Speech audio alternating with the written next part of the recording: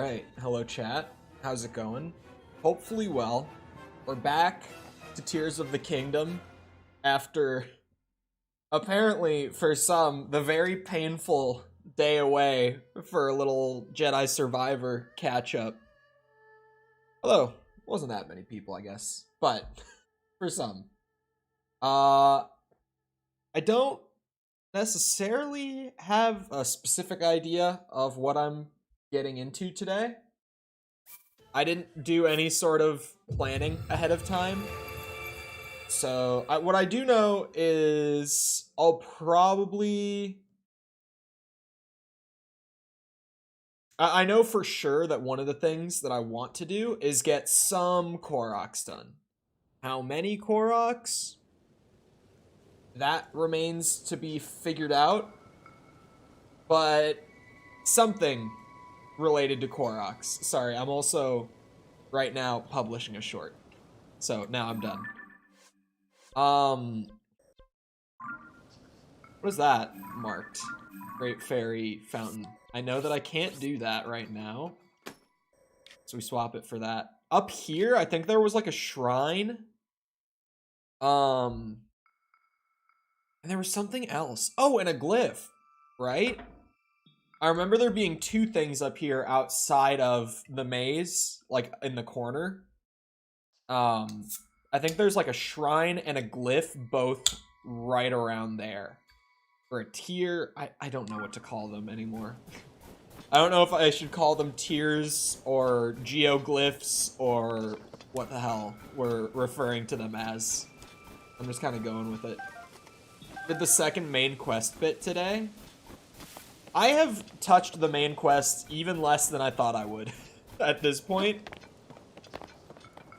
Just because I didn't expect there to be so many, like, activities just in the world. I haven't been to the maze yet. I tried to get up to the sky maze, but I couldn't manage to get there. So, I'm just gonna do the one down here. And then, at some point, I kind of feel like outside of the Great Sky Island and those tiny ones that I went to in like Central Hyrule, that I'm not really supposed to be up there much yet. Unless maybe I'm just looking in the wrong spots. Which is funny because I also don't feel like I should really be in the depths outside of Central Hyrule yet. It feels like they kind of tutorialized all three. But generally, I'm kind of just supposed to stick to Hyrule for now. And then the other stuff will come in more later as I move forward. That's pretty good. Do I get the recipe with that? Yes, I'm very aware of the geoglyphs and stuff. But for question of the day... Ranch on pizza, pizza dipped in ranch. It's all the same. It doesn't. It's ranch and pizza, which I know is a controversial topic. It's a big thing here in the Midwest in the U.S. Like growing up, going through school and everything, so many kids, like on pizza day at school when they would serve the shitty, just the worst pizza slices. Everyone knows what I'm talking about. Everyone would dip them in ranch. Because, especially when it's pizza that's not good, it just helps it be easier to stomach, I guess, is the way to put it. I don't know how else to say it. But, like, even as a kid, you're like, yeah, this pizza isn't very good. I'm just happy because it's pizza. So you dip it in ranch. God damn it. I can't, like, pick them up and throw them. I don't really have bomb flowers. I can pick them up. They die from this. It's just at the cost of half a heart each. Korok. Damn it. Yeah, so I see the tier already. I know there was a shrine right around here, too, that I saw from the sky. Yeah, there it is. Ooh. And an enemy camp. Very nice. How many Koroks do I have on my person right now? 10? That's more than I thought I would have. Because the reason outside of just trying to kind of stay ahead on the completion thing, so that I don't have quite so many to do, like, all at the end. Part of the reason is just, like, inventory space. It's kind of something that I want, and I'm sure that I could get serviceable inventory space naturally, like, by the end of the game. But I guess it is more of a completion thing, now that I'm saying it out loud. Like, I don't want to do that giant Korok grind, like, all backloaded the way I did it with Breath of the Wild. That was not fun. Trying to do, like, all the side quests and Koroks together. That was not the way to go. I should not be using that. I have one, like, insanely good shield, and my ass was almost like, oh yeah, that's the one I'm gonna use. Can I fuse to this real quick? By attack power. Oh, there's just a hold mode? I never even knew that. Woo! Woo! MK1 thoughts. The designs look cool. We got nothing about the game from the trailer. If you go to the website, they do have a little snippet, however, talking about what they call cameo fighters. Cameo with a K, of course, because Mortal Kombat. So some of the characters in the game are going to be like full characters. Some characters are going to be what's called cameo characters. It's an assist system. Like if you've ever played like Marvel vs. Capcom, it's a system like that. Except for those characters exclusively exist in the game for the assist moveset. It's not like a team system. Like I said, Marvel vs. Capcom, it's not that. Like they literally only exist for you to select in your character select, and when you press a button, they will do their assist move. At least that's what everyone is believing so far, but they are very specific. Like on the website, it mentions that DLC, I think it says on the site that like throughout the year, 6 DLC fighters will be added alongside 5 cameo fighters. So we know that they exist completely separately, so that's kind of the general theory so far. Kind of like Teenage Mutant Ninja Turtles in 2. You can just call in the other turtles. Yeah, kind of like that, I guess. But it's weird in the sense of like Mortal Kombat. Because it's like, you know, what if like Ermac is back for MK1? If people don't know what we're talking about, they just dropped the first trailer for a Mortal Kombat reboot this morning. So what if, like, Ermac is back in the game? Korok. Except he's only a cameo fighter. Like, you can't really play as Ermac. But if you equip him, I guess, so to speak, in quotes, he has, like, a move that he can do to help you out. Seems really weird. Because definitely, there's going to be, like, fan-favorite Mortal Kombat characters that are in the game, but aren't really in the game. It's gonna be really weird to see how they handle that, in that sense. I thought the characters' designs looked really good. No one was, like, over-designed, which is kinda... In MK10 and 11, I felt like all the characters felt over-designed. Like, their designs were trying too hard, sort of thing. In that trailer, they all just look genuinely good. Like, genuinely appealing. Except for, Melina still looks a little over-designed. But that's, like, the only one. It's just an old album that has unreleased stuff. I was never... This is a crazy take, I know, but... I was never a Daft Punk fan. I was never into their music. Was that it? That might be it right there. Aha! I've kind of gotten the trick down for identifying them. You see how there's like these tiers that have a little gap in the middle? This one, from a distance, There's like no little empty spot in the middle. It's like purely green. It doesn't have that little bit of snow. That's how I keep catching them now. That's how I keep noticing where they are. Anyway, I guess let's start the game with some lore. Back at it with horrible takes. I don't think their music's bad. It's just not even close to my kind of music. Electronic music is not my thing in the slightest.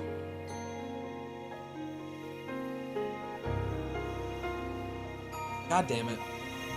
I just got a mustache hair ripped out again. It's gonna be like a once-a-day thing at least.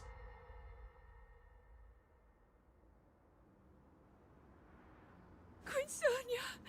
Queen Sonia! Oh yeah, we're out of order. Finally.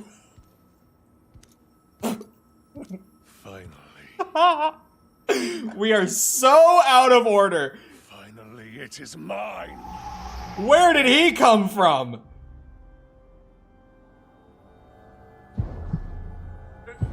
Okay.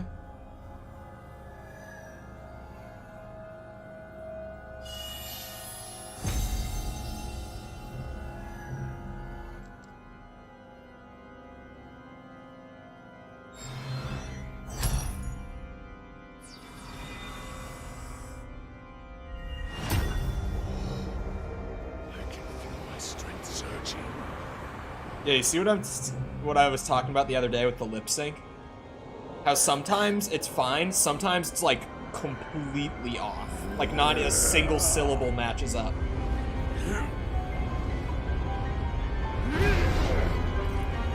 Makes me think the animation is done for a non-English dub, for sure.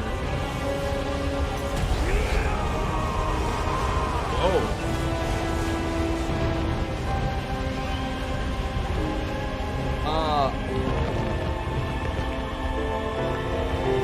Oh, does he just turn into, like, Ganon? No, that's... He's got some luscious locks. I don't know if that's Ganon. It's kind of Ganon?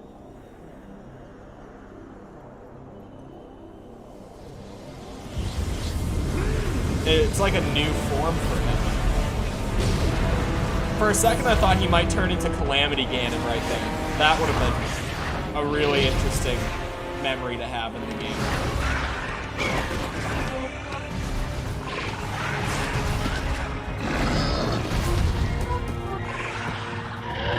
The music in this game is so good.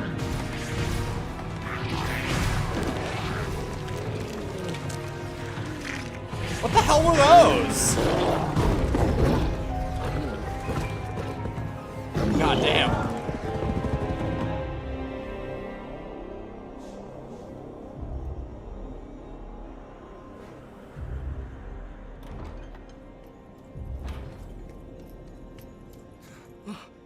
Sonia!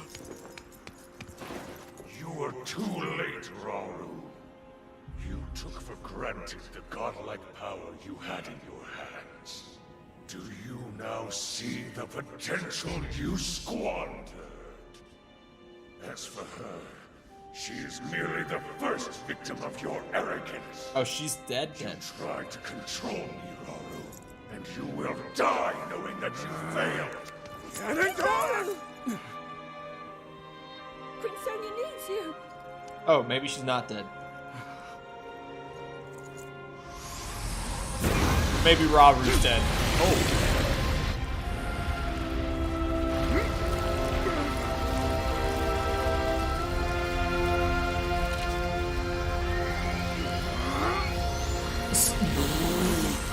What? I didn't think she had that. I didn't know she had the Pura pad there. That came out of nowhere. That got me. That got me.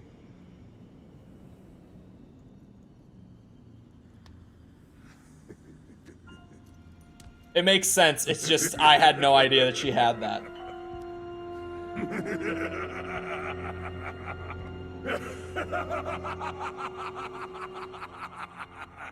I almost feel like that's gonna be like one of the last ones. Not the last one, but that's probably like near the end of the order for the memories. So Ganondorf is in the game, huh? Like, Good to know. Oh, maybe it's not that close. Okay, never mind. It's like halfway, I guess. Oh, but this includes like the story, like the actual main quest cutscenes. So as far as the memories go, that one might be near the end, actually. Tear of Dragon number 8. I have no idea how many there are going to be, but that might actually be near the end of like the tiers. Looking at the map, let's see. I've gotten 4 from just this, so maybe there's like 10. 10? The tiers didn't fill in order. Huh? Like 12 or so? Okay. Where was that shrine then? Yeah, so here's like, you know, moment that makes me glad that I didn't watch the trailer, but that also wasn't a great reveal. Ganondorf is in the game?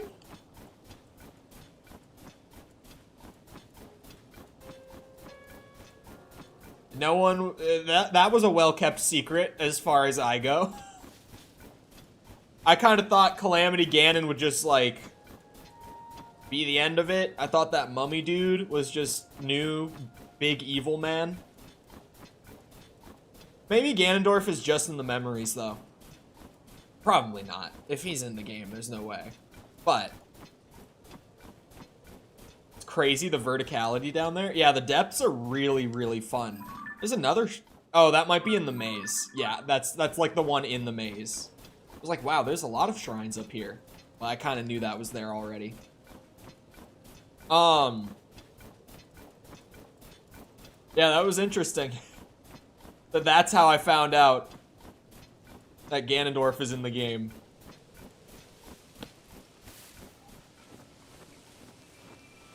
As soon as I saw him in the cutscene.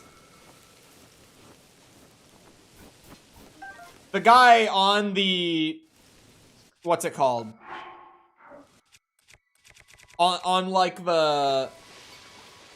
I thought the mummy was pretty obviously Ganondorf. I didn't. Even just now, I didn't. I thought they were still 2 separate entities. That that definitely did not ever cross my mind. I don't think this... No, this is a Horiblin something. Hold on. I'll look in a second. This is... I have another one still. A black Horiblin horn. It adds like 22 damage. That's kind of been my favorite part of weapon fusions in general, as far as just like boosting damage at least. Like, my favorite part of weapon fusions has been the more crazy, like the things that kind of change the way the weapon works just at its base. But I've really enjoyed just getting spears that actually do, like, good damage. Because you can end up getting yourself a safe option that also hits, like, as hard as a solid sword would have in Breath of the Wild. And I actually have really enjoyed that. Here, the other one. The other... Oh, come on. Why did you stop moving right as I aimed at you? That's bullshit. I thought that was how he knew who Zelda was. Well, Zelda, in general, like throughout the games, Zelda and Link, obviously, right? They're just reincarnated so many times over. So, it really, like, when you find an ancient being in a Zelda game that knows who one of them is, to me, it's just like, I don't even consider it, like, important info. Aracudas! But hello, Triss, how's it going? I don't even pay it any mind, because it just, like, yeah, there's, like, hundreds of those, too, throughout time. And they all look the same, at least generally. Like, look at all the Links, with exceptions of, like, Wind Waker. But just, like, look at the majority of the links, like, in a line. Yeah, they look the same, generally. Like, you can just tell it's Link, right?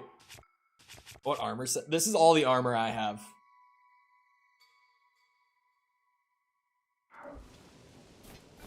Oh, Jessica's thing. I didn't see it at the time. I was like, huh? I didn't get any armor. I have shit armor.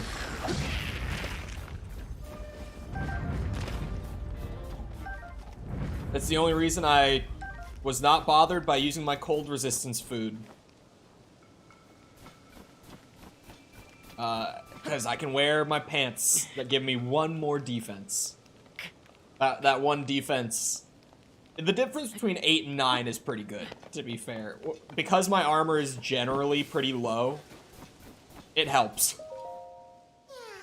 Am I allowed to mention an armor set if it was in the previous game? Yeah, that's, like, if it's a returning thing. I kind of just expect that most, if not all, of the armors from the last game will be here. Same with, like, weapons and stuff, too. Because it is, for the most part, it's sort of just like, well, I mean, the armor is done. Like, there's no reason to not pull it over. Is the Firebreaker one? The one that you get on Death Mountain, right? That one? Oh wait, these are like Zonai wheels. Oh shit.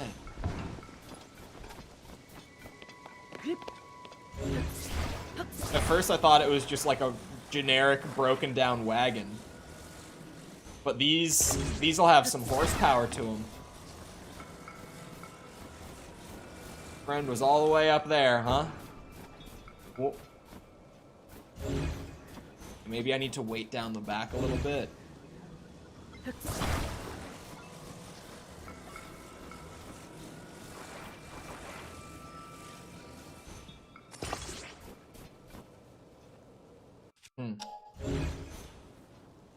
I don't know if I, let's just see what happens. Oh. Oh, come on. Really? Yeah, I'm wiggling it off. What the? No, stop! Stop!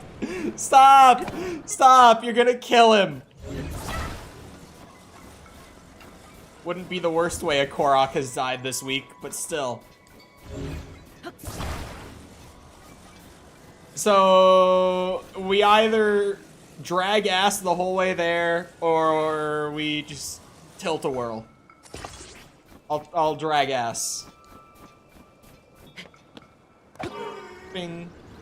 Whoa, oh, we're flipped around! Oh, shit. That one is my bad. That one's my bad. Some guy who worked on God of War. Was it David Jaffe?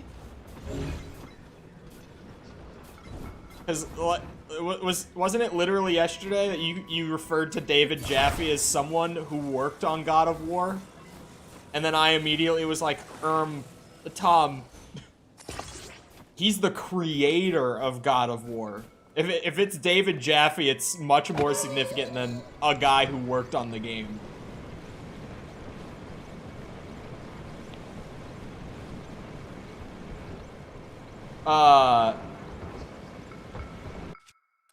But, I mean, hold on. Was there more context? Like, bland is crazy. Old looking is just weird. Because, like, it's just cell shaded. Like, bland is just a bad take. Old looking is an even worse take. Because, like, you know, imagine having an art style outside of, like, hyper-realism. I know it's a crazy thought. A scary one, even. But There's so much you could say, like, come on, man. It's such a bad take, I feel like I don't even have to get into it. It's just like, yep, that's a take. Like, it's such a bad one. Well, I wasn't gonna come all the way down here yet. Like, this guy, they literally put this guy next to a shrine. Back up there.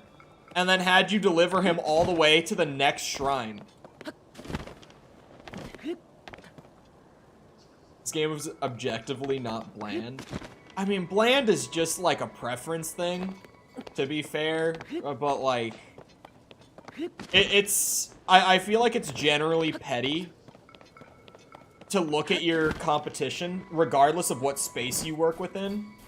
And like, especially in an interview setting, just shit on your competition. It's weird. Immature, even.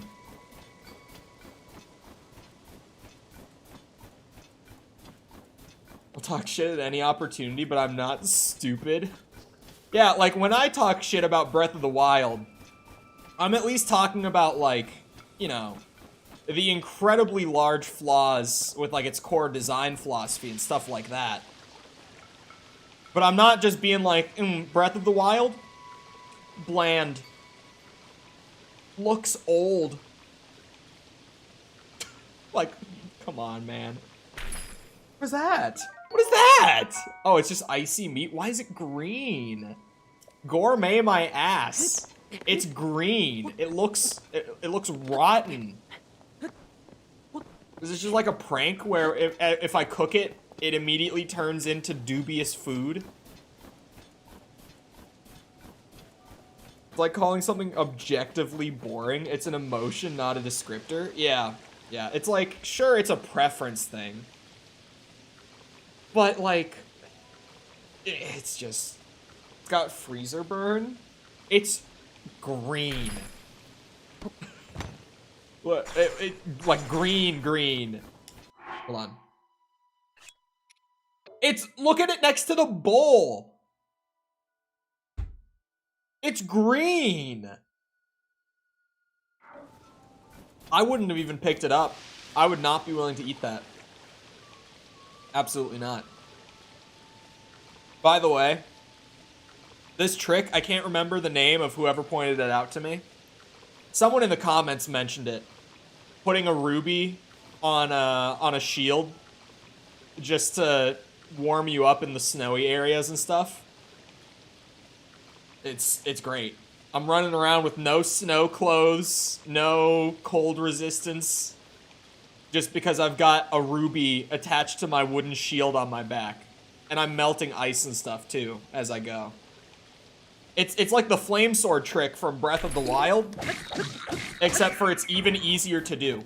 Like, as long as you just know to do it, it's way easier to just throw a gem onto literally anything you're carrying than to specifically need, like, a flame sword that you don't break. You think MK1 will be at PlayStation Showcase? I hope so. I think they will be, probably. Just because September release, with the reveal literally being this morning, I think their marketing cycle is going to absolutely be insane. I think they're probably going to be at PlayStation Showcase. Like, showing off the game itself. Considering that this morning all we got was, a cinematic trailer. Here we go. My sticky elixirs that I made. Let's test out this slip resistance effect. Okay, good start. I'm trying to figure out when I'm supposed to jump again. What? Hold on. There we go.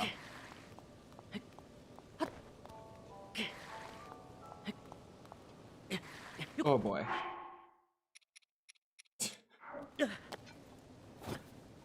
No one was gonna tell me that slip resistance was dog shit? This shit sucks. I farmed all those sticky lizards for this?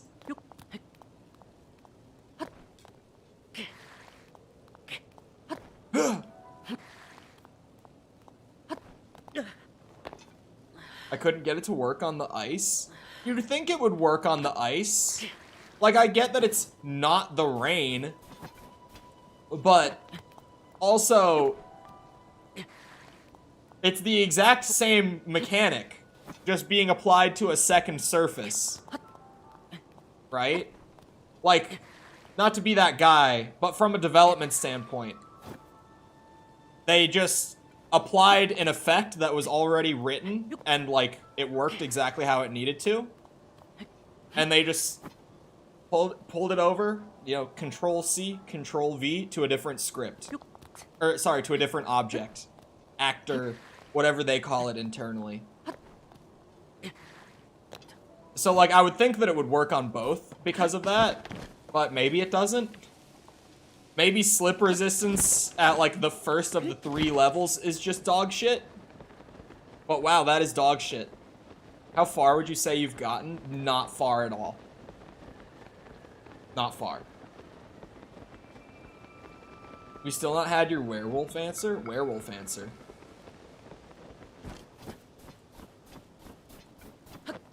What?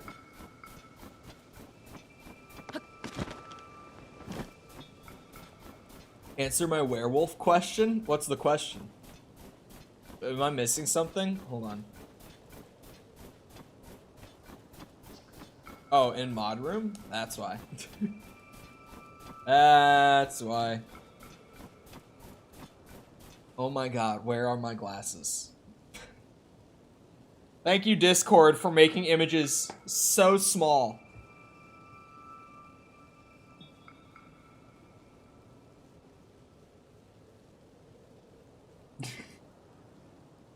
The 300, you say? When was this asked? Because that's a Tears of the Kingdom stream. How many days ago was that? You know what? I'm leaving these on. I just gotta actually put them, like, on my ears instead of kind of weirdly propped up on my headphones. Like 4 days ago. What are goblins at now? Because I think very close to that. We might need to raise the stakes a bit. Past 300? Yeah, I was gonna say, I thought they were at like 280 yesterday or something. North Lome Labyrinth. Why I asked if I should raise?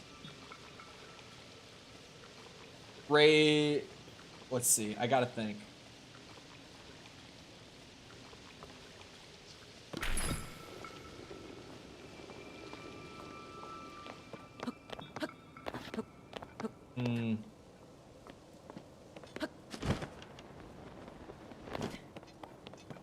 To what?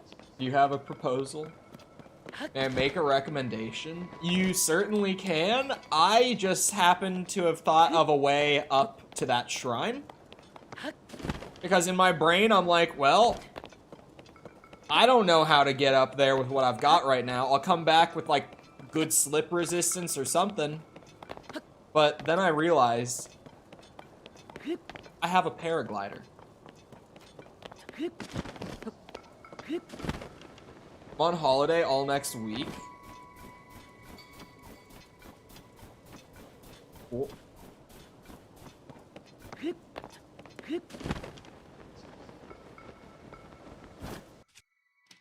This is perfect. 800 maybe? We could probably do 800. If I hit it, I'll try to stretch it to 1K. Sure, we can do that. Why not? I might have to delay the prizes because I never said what the prizes were. Factors outside of my control might mean that I have to delay the prizes to next month. So a bargain would not be the worst thing. I've only finished the Rito section. I have like 20, a little over 20 at this point. But I have not even started the Rito section, like quest-wise. Scammer. It's, there's someone else who I have paid to help me with working on it, who is going to probably not hit the deadline. I found out like 2 days ago. So, they might. They didn't say they wouldn't. They just said they probably won't.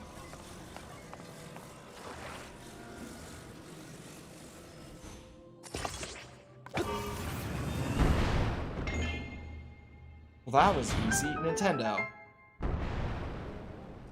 Nintendo, did you even try with this one? Someone else? No, some of the mods know what it is. It's out of my control. Like, there's nothing I can do about it. Wait a second, what? Wait, hold on. Hold on. I can see that being a thing. Yeah, it's a thing. Oop.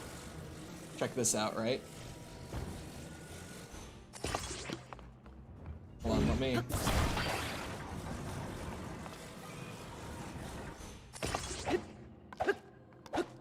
God, there you go, Link. What? It's not long enough? Come on, man. You want me to make it longer? It's just going. There. How am I gonna...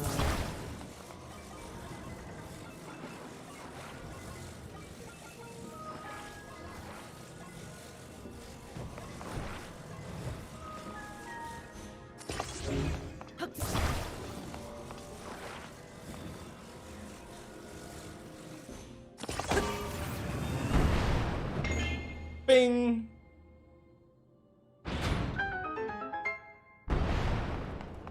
Alright, I'll give them credit that the second half I did not get first try. That first room when I entered, I was like, hello, Nintendo? I feel like the shrine puzzles have been easier in this game. I think they're better. Like, they're more interesting puzzles because of, like, Ultra Hand and stuff like that. But does anyone else who played a lot of Breath of the Wild and is now playing this feel like the shrines are a lot easier to solve? Or is it just me? Because Breath of the Wild shrines, I feel like half the time, I would sit there and want to slam my head into the wall. Like, sometimes I would just be sitting there being like, what do you even want from me? I have no clue what I'm supposed to do. There are just so many different ways to do them. That's also true. I think, in general, they're just more interesting because the abilities are, like, infinitely more interesting. Oh, that was the fourth one? Sorry, the abilities in Tears of the Kingdom are infinitely more interesting than the ones in Breath of the Wild. You know, it's cool to be able to, like, move metal objects around. But you know what's so much cooler? Being able to move any objects around and attach them to each other and then, like, put mechanical parts onto them that when you activate them, you make them into, like, machines and using that to solve puzzles instead of just, like, I move this metal piece to this spot. Like, it's just so much more interesting. And that's, you know, just, like, the first ability in both games, right? It goes beyond that. A lot of shrines that are even tied? That can't be right. What?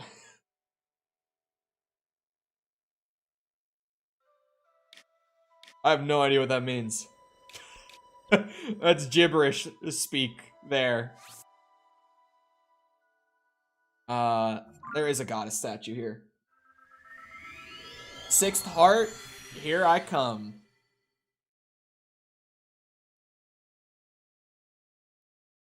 I have 20 shrines, but only 13 light roots. And it bothers me. I want to explore the depths more. I don't feel like I have the weapons, the armor, or the hearts to really dig into the depths right now, though. Like, that's the one thing, is like, I want to explore the depths. The depths is my favorite part so far, like out of the whole game. I just feel like past the central Hyrule chasm, I am not equipped to actually explore down there.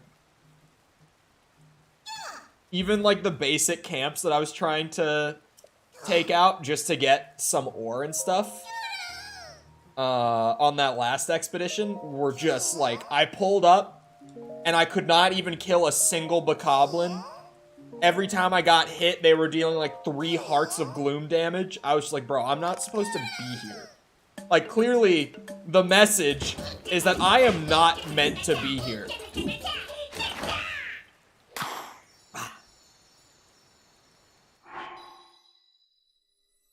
I still think his dance is infinitely better as well.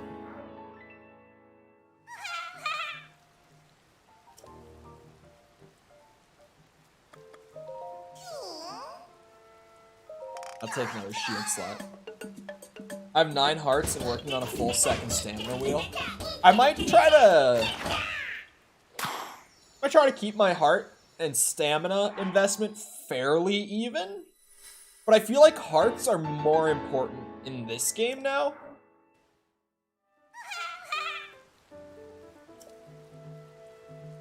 I feel like in Breath of the Wild, just for getting around the world, I needed way more stamina early on. But in this game, the stamina feels less important. Probably just because there are so many different ways to explore everything compared to Breath of the Wild, where there it kind of was like climb, paraglide. Here I just have so many more options to get around obstacles. Like when I didn't have the stamina to just like power through the ice, I went onto a falling piece of the sky, rewound it up, and I just glided onto the shrine. I didn't think of it immediately, but like that gets the job done. Have I heard that Tears has already sold 10 million units? I have. So we were talking about it yesterday, and Tom was like, the funny thing is, because it's just literally a Nintendo tweet, they could just be making it up. I don't think they're making it up, but what I did say is I think it's really funny that Nintendo themselves tweeted it out, because it is, like, the tweet itself is so clearly just them hyping up themselves on their new game. And it's like, congrats and all, but I just, when I saw the tweet, when Tom sent it to me, I was like, I just thought it was funny. It's one thing if it's like a news outlet, but they really were just like, yep, our new game, 10 million units in 3 days, just saying. And I was talking about it with someone else last night, who has not bought the game yet, but has been considering it. And they were saying that tweet almost feels like FOMO bait for someone like them who hasn't bought the game already. Because they saw the tweet and was like, damn, everyone's playing this game, and I'm not yet. Like, maybe I should be playing this game. And when they said that, I was like, that's kind of true too. It might even just be a marketing thing to put out that tweet. Because it's exactly like that. Like, wow, everyone's playing this game and I'm not? Like, what am I doing? Maybe I should be playing that game. And to be fair, you probably should be, if you're not. But it might have even just purely been a marketing thing. Because FOMO, especially in the gaming space nowadays, is actually crazy. Like, FOMO in general is just a good marketing tactic. But, yeah, in the gaming space, in, like, recent years, it's been... What the hell is this?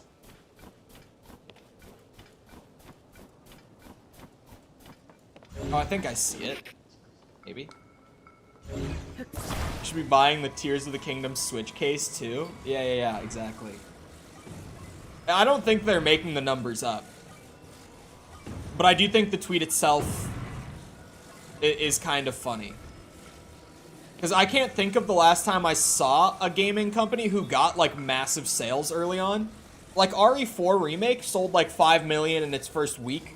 which is the best that any Resident Evil game in the last, like, 26 years has sold. Capcom themselves didn't tweet about it, though. Like, that's just such a weird... Like, you don't see gaming companies do that, where they tweet out their own sales figures. It's such an uncommon thing. It caught me really off guard. I'll buy a new Switch when it isn't the exact same as the 2017. Same. I am, I just realized last night from also talking to that person that I'm still on the Gen 1 Switch. Because they said, like, yeah, my Switch is Gen 1. Like, I still have the original Switch. And I was like, damn, I do too. Like, I got that old-ass Switch too. Like, all of my gaming consoles, though, that I have are, like, the Gen 1 versions, except my Xbox 360 is a Slim, because my original one red-ringed, as 360s did. So, my 360 is a Slim, just because I had to replace the old one. But that's, like, the only exception. Other than that, I kind of always have the oldest version of a console.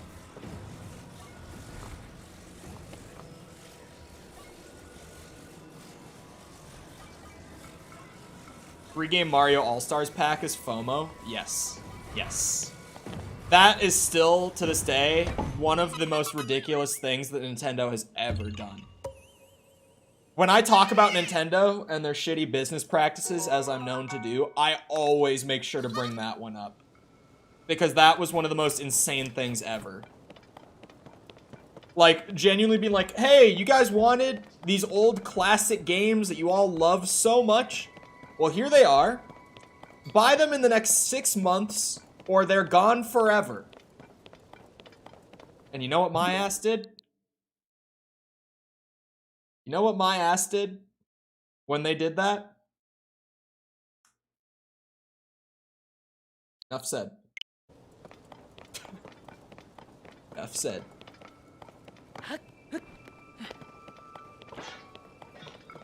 Because it was, like, for me, especially, like, I wanted to be able to play, like, Mario 64 and Galaxy specifically. I'd actually never played Sunshine before that collection came out. But with those two, I wanted to be able to play those games that I grew up with, like, in a modern, accessible way. And I was like, dude, on the Switch? Like, that shit's portable? I needed it. I paid a full $60 for that shit.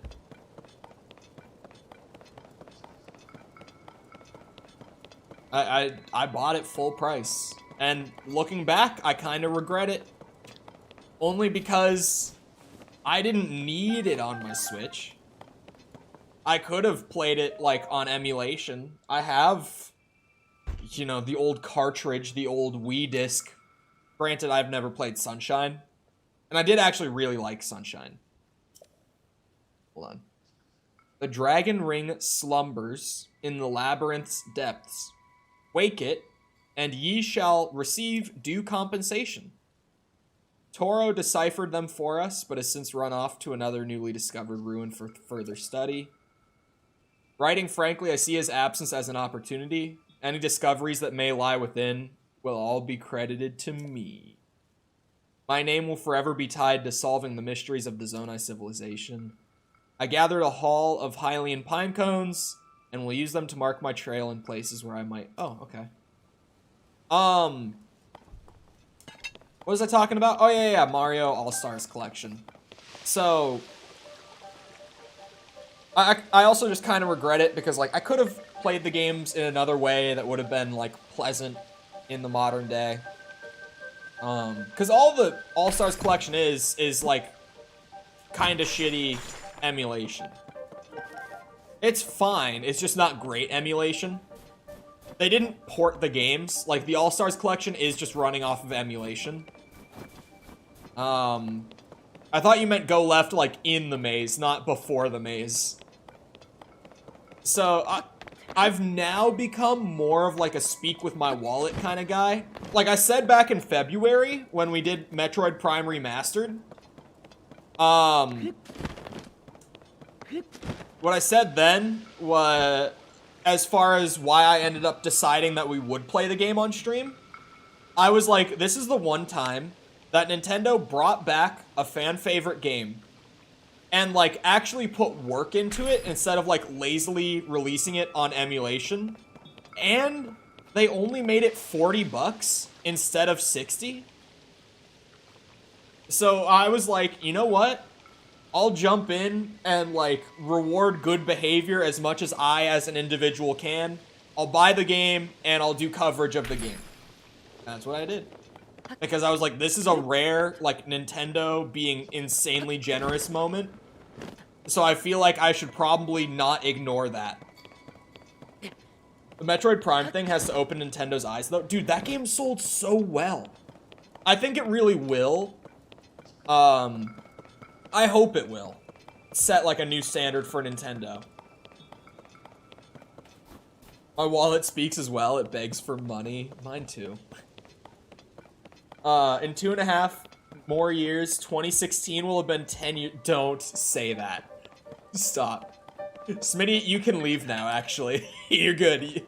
You are good. You're dismissed for the day with that one. No, dude. Don't tell me that 2016 was almost 10 years ago. Bro, I'm 21. I should not feel this old. In moment, you can't be doing that. You can't be doing that. Stop. If they did a graphical tune-up of Super Mario 3, I'd buy it again. It would actually be so dope. Imagine, not Super Mario 3. That's not my favorite. I do like Super Mario 3. It's a really good one. Granted, also keep in mind, I'm super picky with Mario games. Mario Odyssey bored me to tears. Anyway, just throwing that out there that I am super picky. I like Mario 3. But hear me out. You know those Wii games that they did? Like the new Super Mario Bros. Wii and stuff? Or like, whatever that one with the cat was. Imagine if they did like a Super Mario World remaster, like in that graphical style, like from scratch. They did like a remake, I guess. I would want it to be like kind of left alone in terms of mechanics and levels and all that. But Super Mario World, like remade in that way. That shit would sell like crazy. Like, that would go nuts. Could you imagine? Really remastering any of their really old Mario games in the way that they did Metroid Prime. Like, imagine Super Mario 64. Just brought up to, like, the graphical standard of Super Mario Odyssey. That shit would sell like crazy. Granted, they probably have to wait for that now that they did, like, Super Mario All-Stars. But, like, a Mario 64 remaster in the way that they did Prime, that shit would go nuts. Could you imagine the sales on that? Like, holy shit. I would buy that. And especially, like, if they do it the Metroid Prime way, where they sell it for, like, $40 instead of full price. I would buy that so fast. To be fair, when I say that I regret buying Mario All-Stars on my Switch, I am talking mostly from a, like, speaking with my wallet standpoint. I did do 2 All-Stars playthroughs of Mario 64 on my Switch. I have 2 save files, like, on my Switch that I got every single star in the game on. So, I don't really regret buying it in just terms of did I enjoy the game or not. I played Mario Sunshine for the first time, which is now my favorite 3D Mario, which I know is a controversial opinion. But dude, the movement with, what's his name? What's the little, like, water hose's name? I don't remember. Someone remind me. Something, it's like ill. It ends with ill, right? I don't remember. What's the water hose's name? Shit. No help? No one's got me on this one? What's the name of the little water hose guy in Mario Sunshine? Regardless, the movement... Flood! Sorry, it was not ill. Flood, yes. The movement stuff that you can do with him, like, that made the game for me. Flood alone is the reason that Mario Sunshine is my favorite 3D Mario. It's the reason that Mario 64 is my second favorite, too, is, like, the movement in that game, once you, like, really figure it out, you could do some crazy shit in Mario 64. Once you get used to it. Mario Sunshine is like that on steroids, man. Like, the shit that you can do with Flood in Sunshine is insane. And I'm not even good at it, but I have a blast just zooming around the place using Flood. Like, once I got the basics of it down and I kind of figured out some stuff, I was having a blast. That game made me feel like a pro. Even though I'm really bad at platformers, everyone knows. So, I kind of just didn't even say it. But this one gets the Zonite buff. Can't remember the name of the tool he uses the whole game. I couldn't remember his name. I only played it the one time. I would go back to Sunshine. Don't give me more ideas for streams. Stop. I do have the All-Stars collection, so I could just play all 3 of those games if I ever wanted to off of Switch. But don't give me more ideas. I have enough ideas written down for the year. I genuinely, like, on top of all the games that are coming out this year, because we already have had, like, an insanely stacked year of game releases. And that's knowing that, like, the end of the year is going to be even crazier. I mean, we have so many games, like, confirmed to be coming out late this year now. And so many that, like, aren't confirmed, but that we kind of know are coming out late this year. As far as confirmed, we've got, like, the Mortal Kombat reboot. Although I guess it's like a soft reboot, because it does continue the story from 11, but it's like a soft reboot. It takes the old game's events into account, but it's kind of like a fresh start. But we've got that. Spider-Man 2, Insomniac's Spider-Man sequel, comes out this year. We're probably going to see gameplay of it next week even, at the PlayStation event. The PlayStation event next week is going to be the first big look at, like, what games are coming out in the fall. We're just finishing up, like, this first half of the year where all these awesome games have already come out. And then there's going to be, like, the summer where we'll kind of get to chill and, like, enjoy old stuff. And then the fall is going to go nuts again. Like, the fall is going to be crazy again. Hold on. Research log, day 3. After shivering in the cold, cowering from the gloom, I finally made it. This pathway leads to the center of the ruins. There's a trail of lights here that's almost beckoning me in. It must lead to that due compensation the slab mentioned. My history-making discovery is mere steps away. You can do this, me. But as far as, like, other games that we kind of know are coming out, but we obviously don't know for sure, it's, you know, another year, another Call of Duty, obviously.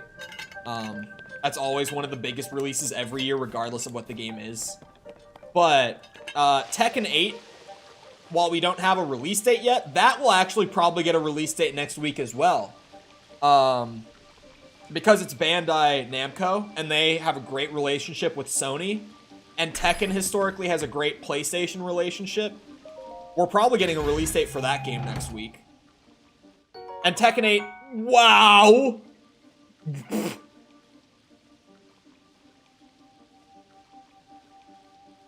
To more efficiently use an attached Zonite device. So, like, if I put a flamethrower on this thing, it would use the flamethrower, but burn less battery for, like, while I'm using it. You know what I mean? That's pretty nuts. Pretty nuts. I feel like I don't want to do that because I'm trying to think of, like, the best way I could use that shield. I feel like there's not going to be a best way. I shouldn't start doing that, like, video game hoarder mindset thing. I hate that shit so much. I don't know if anyone has ever noticed when I play games that, you know how everyone, when they game, like, 95% of gamers have, like, crazy hoarding habits in games? Probably thanks to years of playing games like Skyrim. Like, dude, you open up anyone's, like, actual Skyrim save file that they've played a lot of time on, you open up their inventory, that shit's a nightmare. I kind of go out of my way when I get a cool item to use it, even though I know I'm gonna lose it. Because generally in games, I feel like we all spend so long waiting for, like, the perfect opportunity to use an item. That opportunity never comes. Like, we just sit there with a great item in our inventory, and we never touch that shit. So I, like, in any game, I go out of my way to, like, use whatever that item is, just because I know it's like, I use it or I don't. And I know that if I try to save it, I'm probably never gonna use it. It will just sit there. The pine cones. I gotta keep following the pine cone. Is a thing. It happens to everyone, like, in every game. I realized a couple of years ago, I wrote a paper on it in college. I don't remember what I called that paper, but I wrote a paper on it in college. It's probably still on my computer somewhere, actually. I want that for sure. Oh, why am I carrying these? Actually, hold on. Hold on. No. We're not getting rid of one of these, chat. Okay? We're not getting rid of one of these. We are making a long stick. Want to see that paper? I might be able to find it, but I did write a paper in college on hoarding habits in games. I don't know what I titled that paper, but that's the general idea. Long stick. I got a comment this morning. It was in quotes. Can you beat The Legend of Zelda Tears of the Kingdom using only the stick? And I think that sounds like a hilarious challenge run. I would probably do it where you can literally only use weapons with stick in the name for the whole playthrough. So just variations on, god damn it, I'm taking screenshots, on the wooden stick. Like, the stick, the long stick, the wooden stick, the thick stick. Like, those would be the only weapons you can use for your run. That would be actually a really funny challenge run. Saw someone getting annoyed about spoilers. I tweeted about that too, because yeah. I've gotten actually more comments like that, from more than just that one person. But yeah, for people who haven't seen my tweet or just haven't seen it on any of my shorts, I've had people complaining about me spoiling the game in my shorts. To which I say, because, like, that person specifically did say, like, I pre-ordered the game, but because of, like, shipping issues, I don't have my copy yet. I'm like, that sucks. But you clicked the video. Like, genuinely expecting creators to not be making videos on the game just because your copy hasn't come in yet is crazy. Especially if you clicked on the video. Okay, like, it's not just me, right? I generally, with any sort of, like, negative comment, I've made a habit out of not responding to them. Just out of principle. Because I just don't want to be unprofessional about it, which I absolutely will if I let myself respond. Because there, I would have been like, that does suck, but you actively made the decision to watch this video. Like, you saw the video, and you consciously decided to click on it and watch through it. Because if it just flew by in the feed, I think it was the one about, I don't remember, hold on. I can find it. I can just keyword search my comments real quick. What video was that on? It was on... Oh, okay. It was on how to use Zonai wings anywhere in Tears of the Kingdom. If that just goes by in your feed, don't get spoiled. If you click on it and watch it, you do, I guess. But like, yeah, those comments have been crazy. Because it has been more than just that one, but that one was the one that I was like, it's just because they specifically said, like, you should wait, like, a week to make content on the game, like, out of courtesy. No, what? That's crazy. Like, the table next to you gets mad for eating because they didn't get their food yet. It's just nuts to me because I can say it over and over again, but, like... If you click on the video, it's not my fault that you got spoiled just because I made the video, because you could have just gone past it and completely avoided any spoilers. What's with all the good bows all of a sudden? I went from like a full inventory of 5 damage bows to this. It draws power from my energy cells. Arrows can fly much farther according to how long a shot is charged.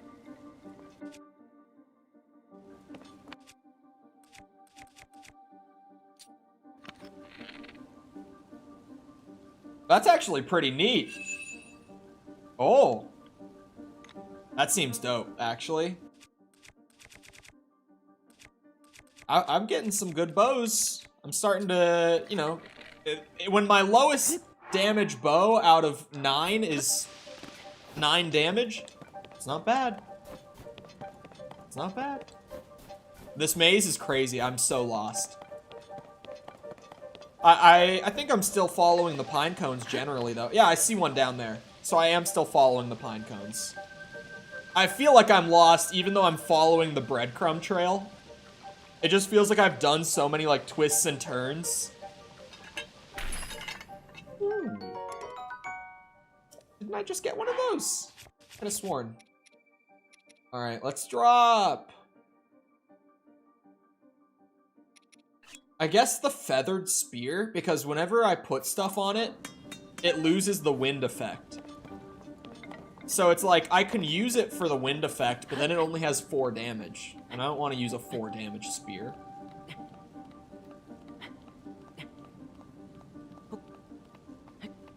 Right at the lights to the center a few minutes ago? Wait, what? I melted the ice cube in the middle and it was just a chest. Like, that was all that was there at the lights. Unless it was like I had to turn around from that chest and that was the way into the center. Are there more than one? Or, sorry, are there multiple pinecone paths? There were more behind you? Great. Well, I'll get all the loot out of the maze, I guess. I'm this far in. See? What is that? That's a good bow. I would have missed it. Mighty construct bow. This is the best loot that I have found anywhere in the game so far. And I've explored the depths for like 3-4 hours straight. This maze has the best loot I've found. Granted, it was Central Hyrule Chasm. But, you know.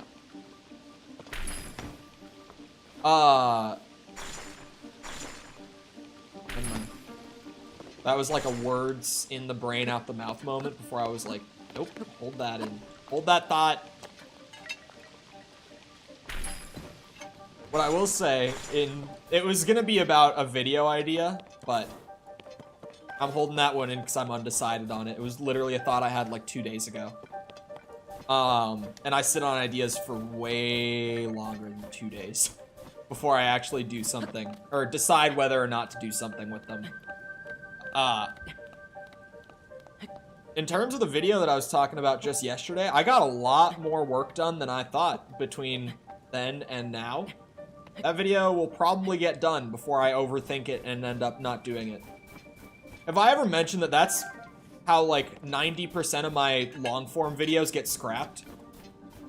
They get pretty far along, but then I'll have a moment where like I've been working on it long enough to lose the initial excitement for it, and then I start overthinking it. And I'm like, is there actually an audience for this video? I don't think so. And it gets scrapped. Found my way to Terrytown? Oh, I should go over there. You were supposed to go right when you entered the maze? Oh. Oh. There were pine cones both ways. Like, I'm still following the pine cones. But yeah, I was at the center, now that you say it.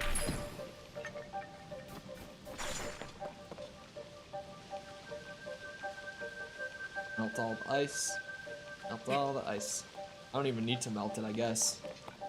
I keep thinking something's gonna pop out of it in here, but it seems like it's just obstacles. Or sorry, like all the ice in here is just used as an obstacle. That stick is extra durable. Like the sturdy weapons I kind of want to keep.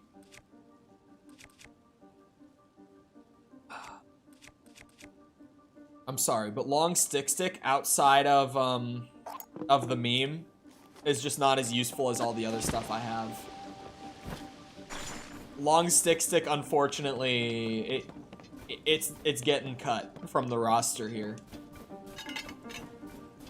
Like the stone axe is at least an axe. That it has a purpose. Long stick is literally just a 4 damage pokey stick. That's all it is. If I have to make a cut from the weapon roster, it has to be that. Because what I did notice that somehow I never put together on stream. But something that I noticed while collecting footage was that the tree enemies that I've been just shooting bombs at to insta-kill for the longest time, like the trees that randomly come to life, if you use an axe on them, they're weak to it. Because of course they are. It's a tree. It's still a tree. But my brain just never thought that for some reason. And you actually get way more resources from them if you kill them with trees.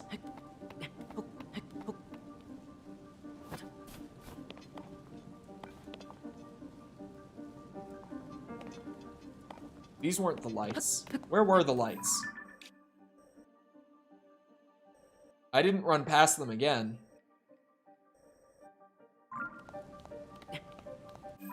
Were the lights like all the way over there? They might have been. I think the lights might have been way over there.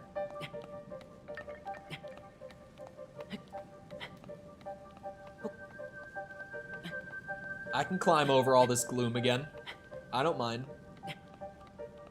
I do kind of mind, but we'll get there. It's my fault for missing it the first time. I just didn't turn around. What am I gonna make? Spear? I mean, long stick was pretty much spear. But if I did it with actual spears, it would be much more viable as a weapon. No, the ones that I just, yeah, this was the one. This is where I found the really cool shield. Right? So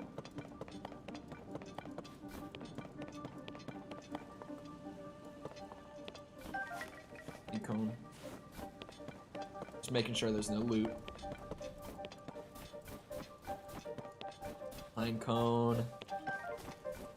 Wasn't there? Oh, yeah. I was like, wasn't there some mechanic with the pine cones that was unique? If you throw them into the fire, they're kindling. The pine cones are kindling. Bitch. Oh, okay. It would be easier to climb this side. I was like, the other side can't be this tall. Actually, wait.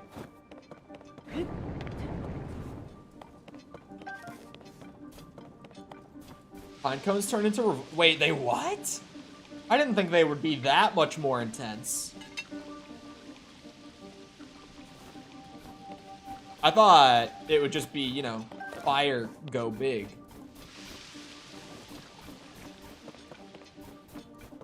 So I guess the pine cones, they seem to be everywhere, pretty much. I guess maybe the pine cone mechanic with the maze, I mean, is just if you're not finding pine cones as you go, you know that you've been there, assuming you're actually picking them up, which you have no reason not to be.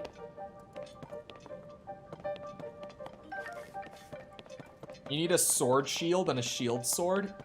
Why have I not thought to combine those before? Found it. A relic of the Zonai civilization, you say?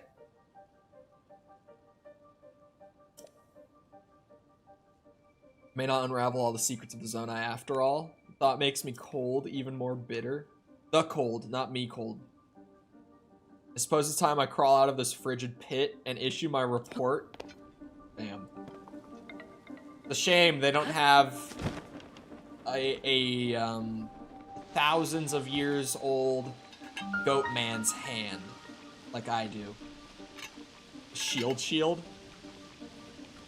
No, that's so cursed. Shield is not right. You can do sword shield, you can do shield sword, shield.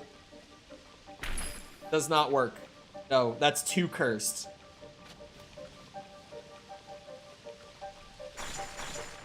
There's a chasm here.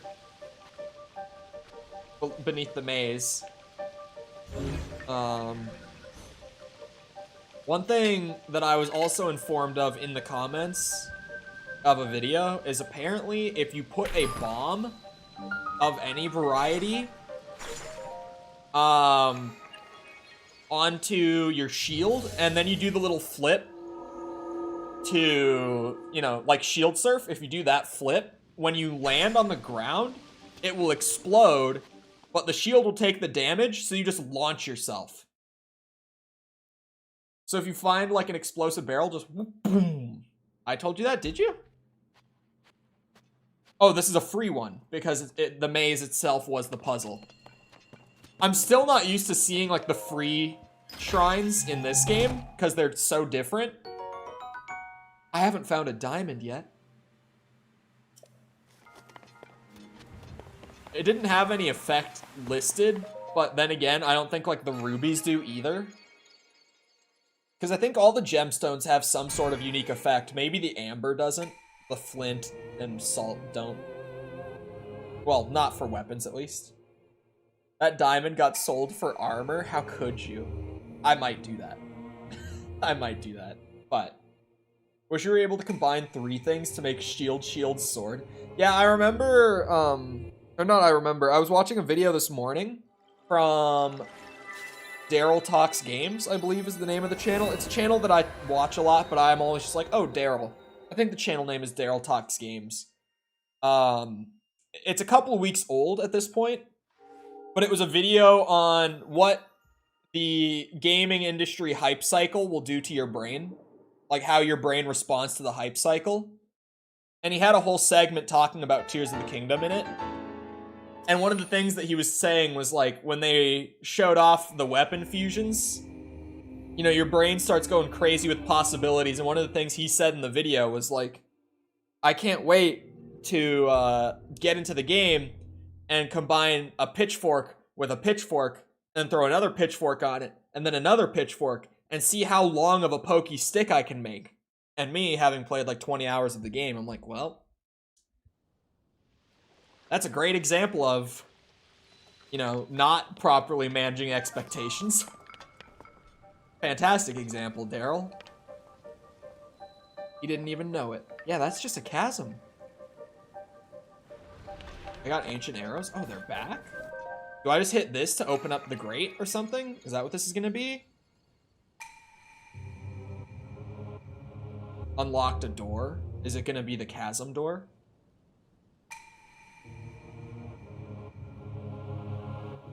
Oh. Oh, this is like a prerequisite to something up there. Well, that's interesting.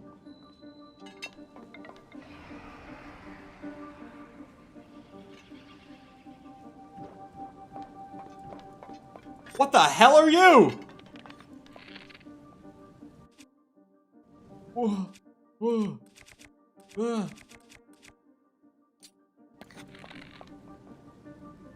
Oh my god, that. Whoa! Whoa, whoa, whoa, whoa, whoa. Ah! What is happening? What is happening? Where have these been the entire game?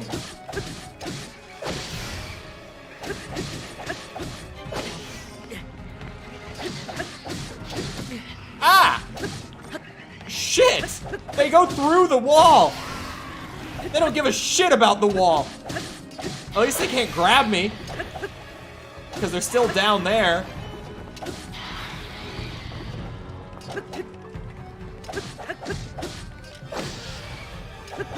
Where the hell have these been? Are these just like maze guardians? Oh my god, they keep spawning.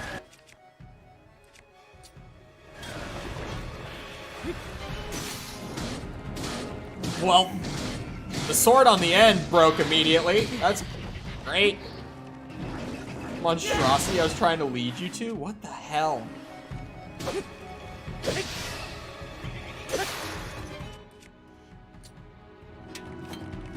Spin to win. Just keep them all off me. Thank you for the renewed membership. I can't hear it. Did text, or I can't hear alerts. Did text-to-speech work, by chance? Because now, at this point, I genuinely don't know if text-to-speech works with renewed memberships or not.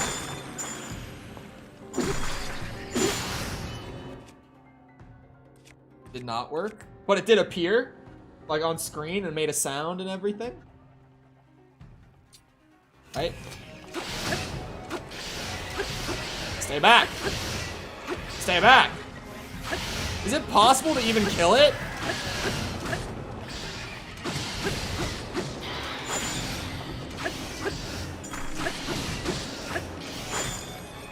Like, it might just be if you kill all the hands at once, then more will not spawn. Okay, just the usual message on screen. Wait, but you heard no sound? What? What is happening? What is happening?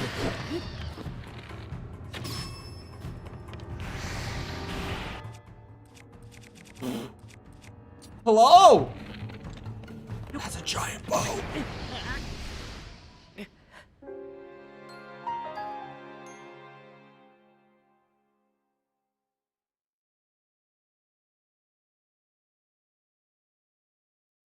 Okay, someone needs to explain a whole lot of that. What was that? Okay, hold on. Pause. Were those actually attracted to the center because I activated the shrine, or do they just randomly wander? Like, was that a random chance occurrence? No, it was not. Hold on, we try again. Phantom Ganon, is that, like, does he spawn once you take out the hands? It does seem like you can kill the hands by bringing them down to, like, none remaining. Yes? Okay. Well now, even though I might be a little under-equipped, we all know that I have to see what I get for killing Phantom Ganon. So the mummy guy is Ganon, like, confirmed. That was like a phantom of the mummy guy. Don't know how I didn't put that one together. I genuinely just thought that was some new villain. Nintendo got me, I'll admit. The intended effect of me not realizing that that's just Ganon, it worked. On me, at least. Apparently, not anyone else, but they had my ass. It's probably just, Okay, wait, question though. Was Ganon ever shown in, like, a trailer or anything? Like Ganondorf. Like he shows up in the memory? Like a recognizable Ganondorf? Is, I guess, what I'm saying?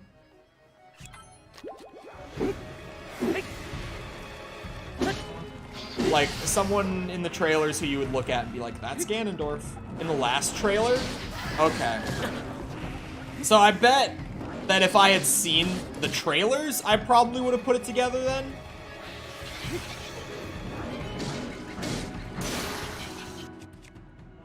Jeez. Leave me alone! I just want to fight the one that comes after you guys. What can I put on this? I don't want to throw my only diamond on it. This'll do.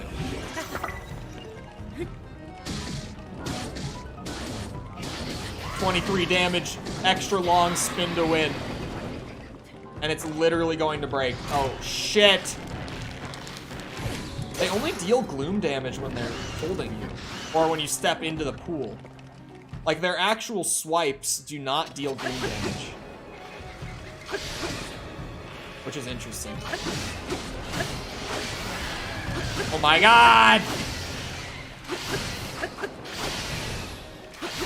The wind is great crowd control.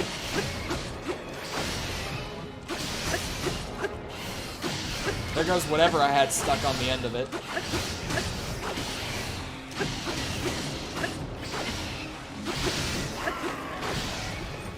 I'm having a harder time killing them this time around.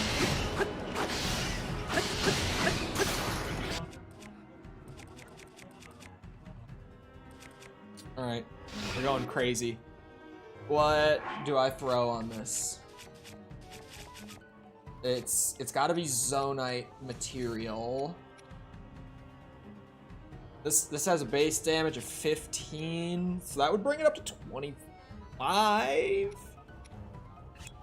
We'll just do that. We'll just go for the 25 damage. Oh, sorry, 33? Is that just me being bad at math? And it's a spin to win. A beautiful weapon.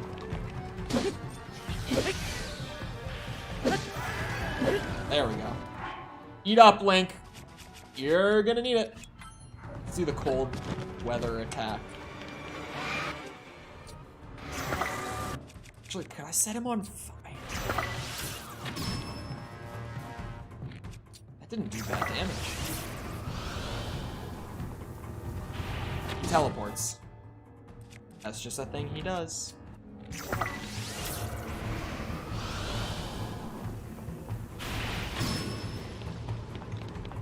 Man, how am I supposed to fight you when you have a gloom pool? This is actually just a bow fight.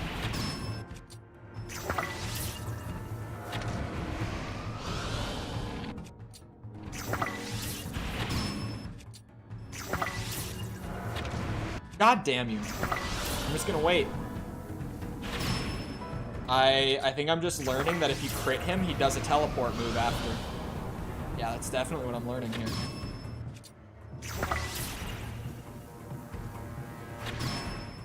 Not that time. Or that time.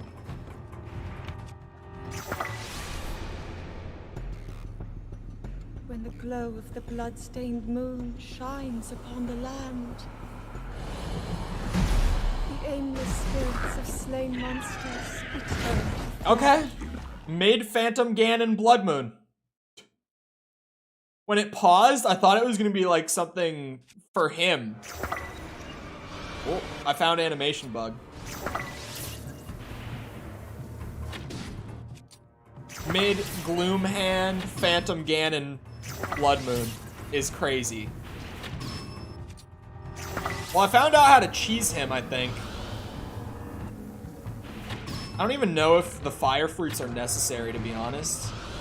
Like, if you just have a solid bow, just critting him might be all you need to do. It kind of seems like that's all you need to do.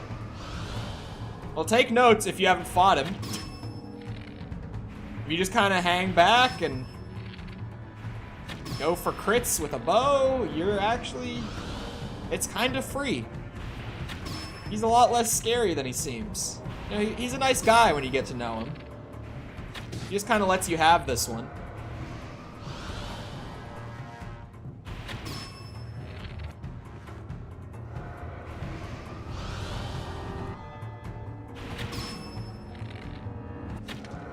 God damn it.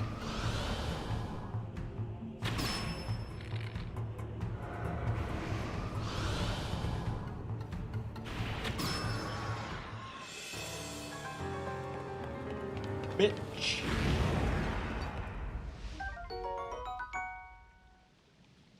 Its gloom will gradually wear down the body of its wielder? Oh, what the?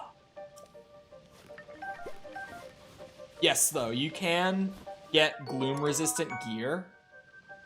The higher your maximum number of hearts, the more its attack power increases. This is a rare moment where I'm actually going to hoard that bow. Where is it even? Hello? Where's the bow?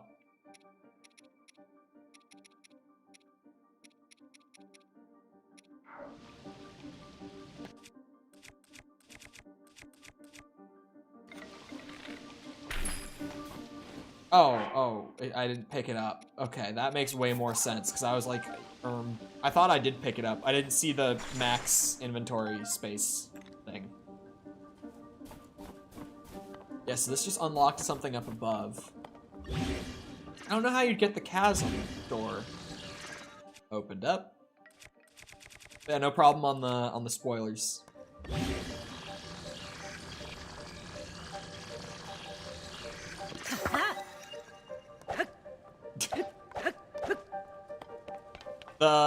What's this gonna be called? Strong Construct Bow Stick. A beautiful creation. Okay. I feel like there's still... Oh, I wonder if the maze in the sky will open up the chasm down here. I feel like that might be how that works. I feel like that seems pretty realistic. Anywho. Should I go... What should I do? I'm gonna see if I can survey for a couple more shrines, if I can. I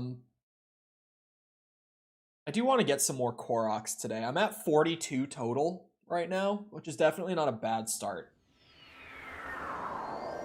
But maybe I just want to get to 50 for the day. Might just be good. Like, I should do a handful a day, even during just the more casual, like, still kind of playing naturally parts. Because it'll add up if I do, like, 10 a day that I go out of my way to do. That's a very small amount of work that eventually will add up pretty quick towards that giant grind that we know is coming at the end. I'm not seeing any shrine lights, but I'm also just not really seeing much of anything.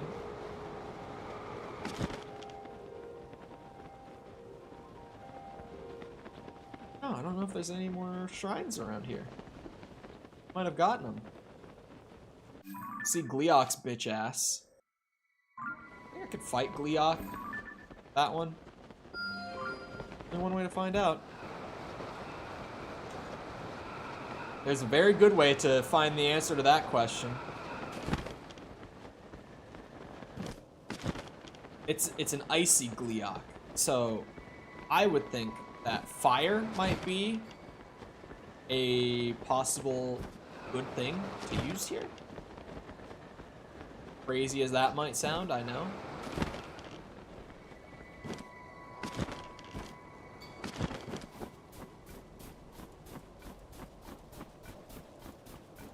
Gleok. How you doing? How many Keese eyeballs do I have? What is that?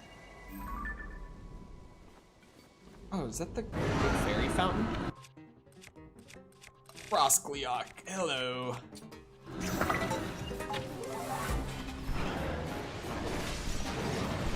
Shit. We might be in a bad spot. This might have been a bad idea. I don't know if Gleok is happening.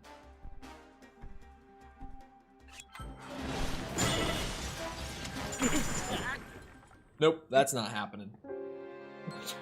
Nope. Not yet. Worth a shot. I haven't seen any Lionels in the overworld, but I've also explored very little of it, so I can't really say. To be honest, I've barely checked out the overworld, or like, you know, regions outside of the earlier ones. So let's not do that. Let's see. Oh wow, the interactive map looks like it's had a lot more work done to it. Very nice. Sorry, I just opened it up, and yeah. Let's go do some Central Hyrule Korok hunting. This is looking like it's a lot further along. Granted, I guess it's been a week now? About? Not exactly. It's been almost a week now. So, you'd kind of think that considering how on top of it they are, that they would have more done. But yeah, they definitely have more done. Mark, like, let's just mark a whole 6. Just go for a whole 6 up there. I've seen one Lionel. They seem either well hidden or just more rare. Oh, I've definitely seen a Lionel.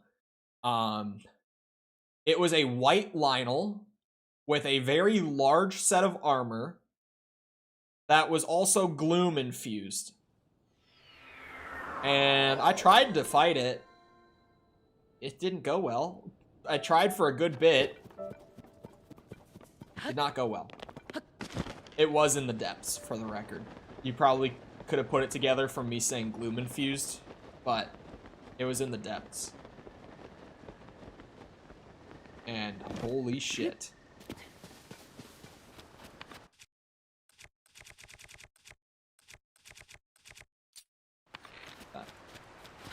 I see a red Lionel near a geoglyph. Oh, I guess I did see one in the overworld the other day, actually. You're right. I did see one off in the distance. I didn't fight that one, but I did see it. I did see it. You'd actually be right. Thank you. Yeah, I'm just gonna do a handful of Koroks here. Honestly, if I just do these little bits, gloom-infused white Lionel, I'm good.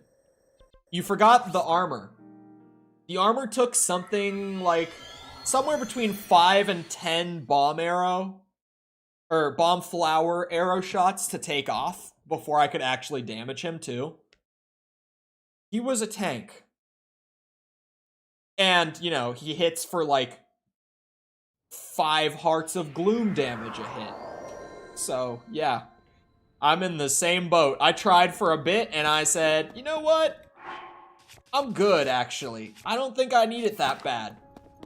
I can come back. I can always come back.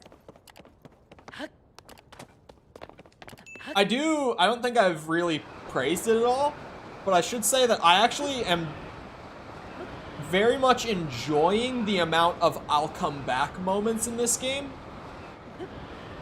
Because Breath of the Wild, there was never really those kind of moments where it's like, oh, I am severely under-equipped for this, I'm leaving.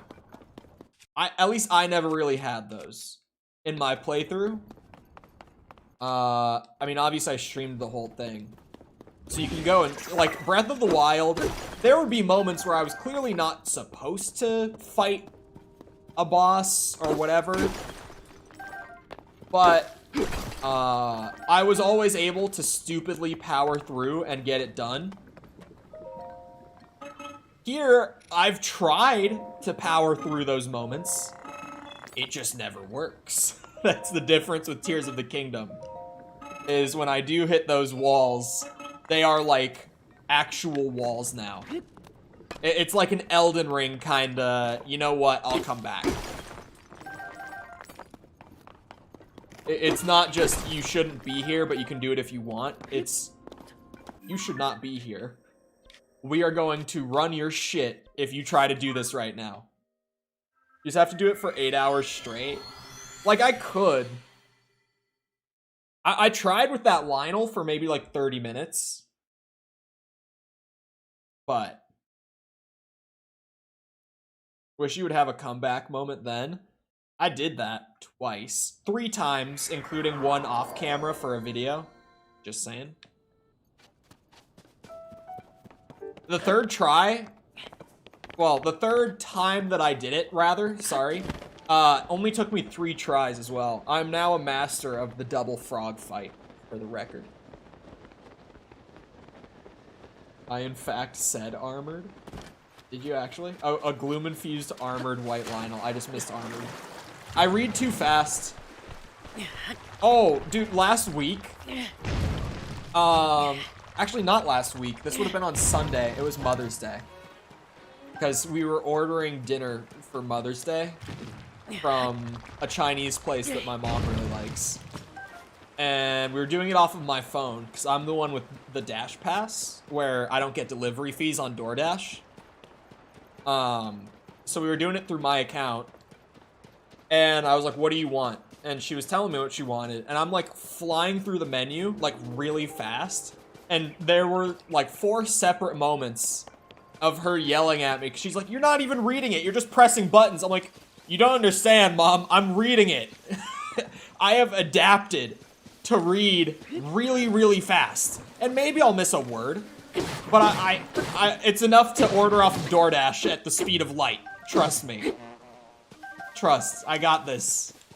She eventually made me hand her the phone, and she ordered it herself. Because she didn't believe that I was actually reading it. She genuinely was thinking that I was just flying through and pressing buttons.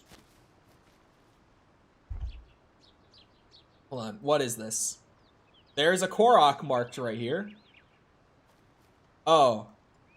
Begins at the top of the nearby hill. They have notes on the Korok seeds, is the big thing with the interactive map now. I didn't really say what it was when I was just like, oh, the interactive map has had some good work done. They have the thing now where when you click on a Korok seed, it actually has a note to help you out. Where is this? Starts on the top of a nearby hill. This would be the nearby hill. Like, this is exactly where the mark is on the map.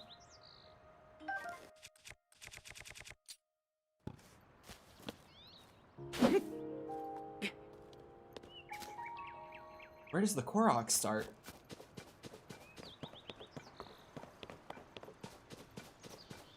It's a single Korok seed. It's not a double. They have the doubles marked as doubles. I thought maybe I had to, like, go find the guy so that the friend would appear, but it's not a double one.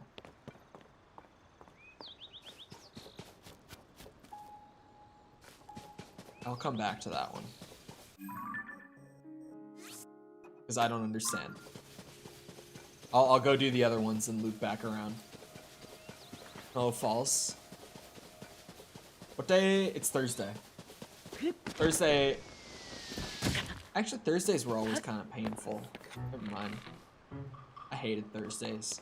I hated all weekdays, actually, to be fair. School was not for me. I'm surprised I made it through college. On top of that, I'm surprised I made it through college as fast as I did. But maybe not, actually. I'm surprised I didn't drop out of college. That's a better way of putting it. From doing the accelerated thing and doing a 4-year degree in a little under 2. Talk about burnout. Because holy shit. That yeah, was not a good idea. For someone like me who does not do well in the school environment, that was a bad idea. But hey, I'm done. Still a year ahead. Where's the Korok here? I need the notes again. Leaf pad. At what? Okay, wait. Those are not these coordinates. The hell? Why is the marking here? That's so weird. Okay, leaf pad at negative 1062.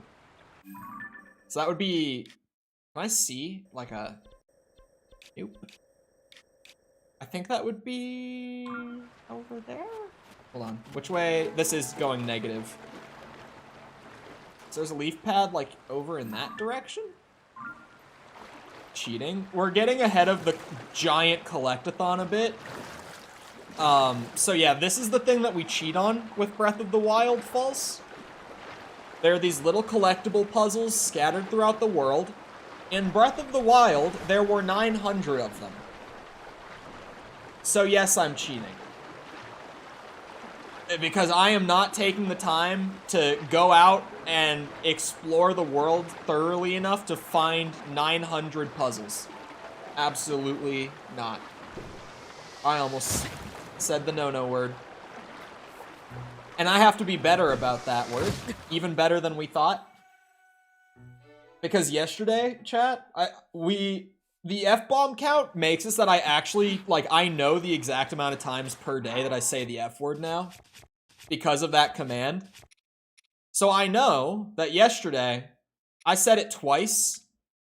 And that was too many times. Saying it twice in the span of 4 hours to YouTube is too often, apparently. So, I get like one a day, realistically, is what I now know. Not a real 100%er. Oh, I did it. I'm just not doing it completely on my own. I wonder if that was the actual issue. It was the actual issue. I got it reviewed. That was the issue. It was the F-word count. Granted, I know that they didn't watch all 4 hours. But that's what they said. They said it was inappropriate language, and that's the only word that they limit ads for now. That I say, at least. There are other words you'll get your ads taken away for. They're just not words I use.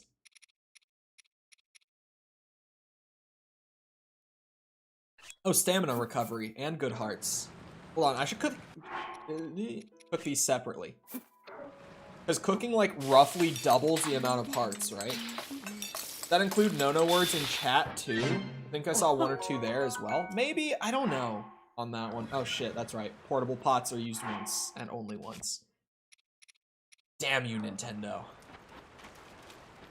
So... I think I need to get up that cliff.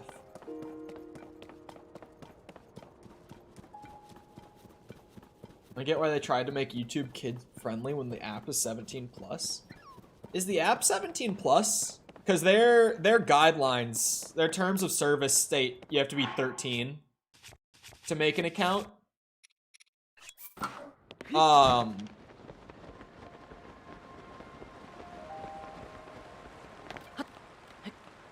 Sorry, what was I saying? Yeah, it should be 13 plus. But even then, it's not like YouTube actually cares about me saying the F word. They only do it because of the ecosystem entirely, because of advertisers and stuff, right?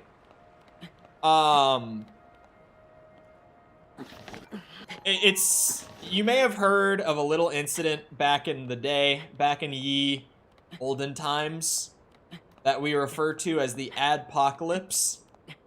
The only reason that YouTube is much stricter about, like, what words we can and can't use and stuff like that now is to prevent something like that from happening again, where the entire ecosystem falls apart and people who, like, do YouTube for a living don't have their livelihoods ruined for, like, a year or two again. That's the only reason that they do it now. It's kind of one of those things that's like, it's just an unfortunate reality of the way that YouTube works in terms of how it's monetized, both on their end and on the creator end. They do have YouTube Kids. Needles, thank you for the sub. Sorry, I can't hear my alerts, so thank God the chat works. It does work. Or sorry, they do have YouTube Kids. But there are just certain advertisers, and oh, I see it. Why the hell would they mark? Okay, so on the interactive map, they have this Korok as like there. But then when you open the hint for that Korok, it's like, oh, go here, and there's a Korok there. Bitch, why did you mark it over there then? Anyway, you know, it's a work in progress map. It'll probably get ironed out. Oh, maybe it ends there. Oh, that's what it's gonna be. That's what it's gonna be. The puzzle's going to end there. Oh. Okay.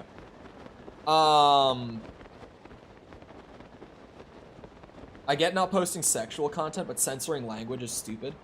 Yeah, so to roughly explain why the adpocalypse happened back in the day, and then why the language policy is the way it is now.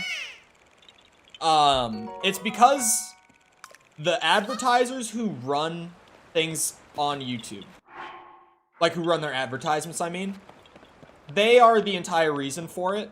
YouTube itself doesn't care. They never cared pre-adpocalypse. They only care now because the adpocalypse happened. And because they're trying to prevent that from happening again. Where, this isn't a specific example, but say like SC Johnson is running like Kleenex ads or some shit on my videos, right?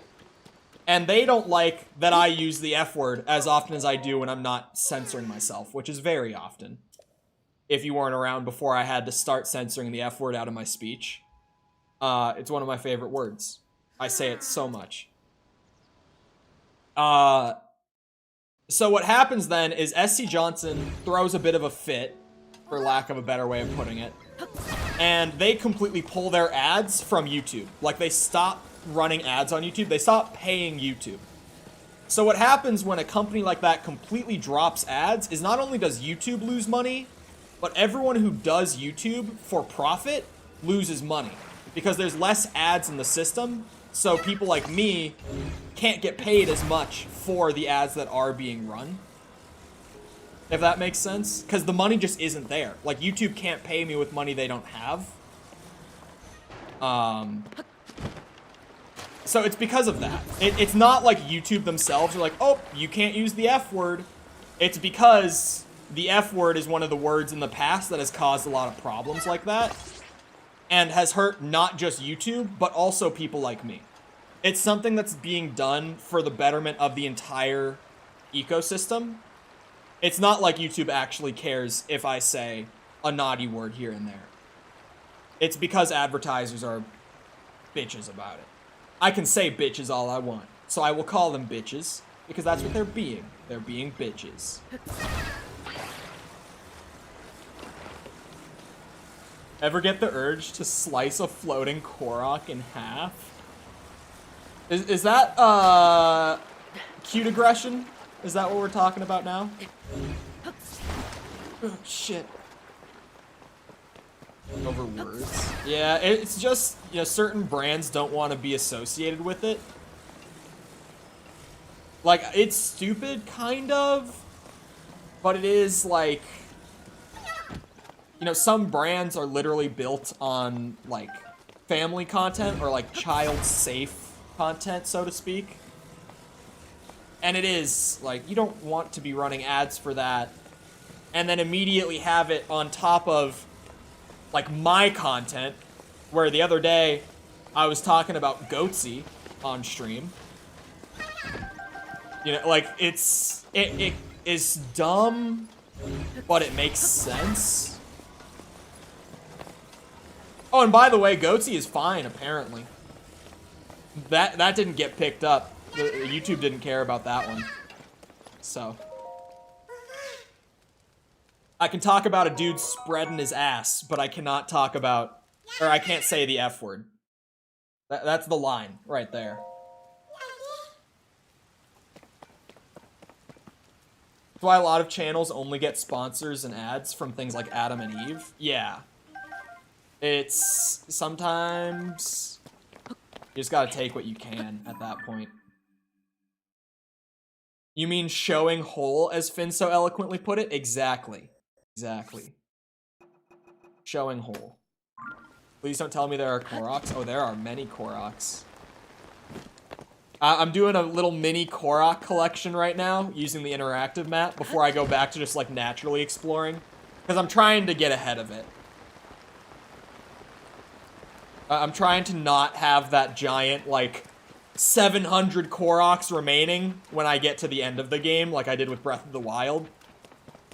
So right now, I'm just trying to get, like, 10 Koroks, while I'm kind of in an in-between, where I'm about to go and, like, explore a new region. But before I do that, just getting a little bit of Korok collection done will save me some mental turmoil later on. I won't be like Tom, who's currently trying to do all 900 Koroks on Breath of the Wild before he plays Tears. You gotta feel for that guy, because, like, I've been there. I know what collecting 900 Koroks does to a man. And if you haven't done it yourself, let me tell you, it is not pretty. Okay, so the coordinates on this one... Oh. I should have paid more attention. This one says begins at the top of a nearby hill. Negative 946. 678. So it's like this way. Hold on, 46, 678. Thank God for coordinates, actually. Tom has moved on. Wait, did he actually... Did I miss that? Either here or in Discord or where? Tom gave up on the Koroks and just went to play Ocarina of Time. I can't blame him. Like I said, collecting every Korok in Breath of the Wild will do things to a man. You actually can't blame him on that one. I mean, I've been talking about it just because Tom was saying he's going to do Ocarina in between as like a palate cleanse. But completing Ocarina 100%, even with the 100 gold Skulltulas, that's such an easy and pleasant 100%. The gold Skulltulas are like the only minorly annoying thing, but they're also spread throughout the game in a way where I never had a moment where I had to go out and grind like 50 gold Skulltulas at any given time. Is this a chasm?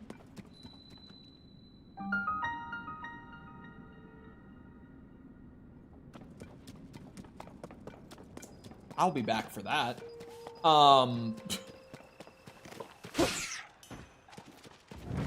Okay.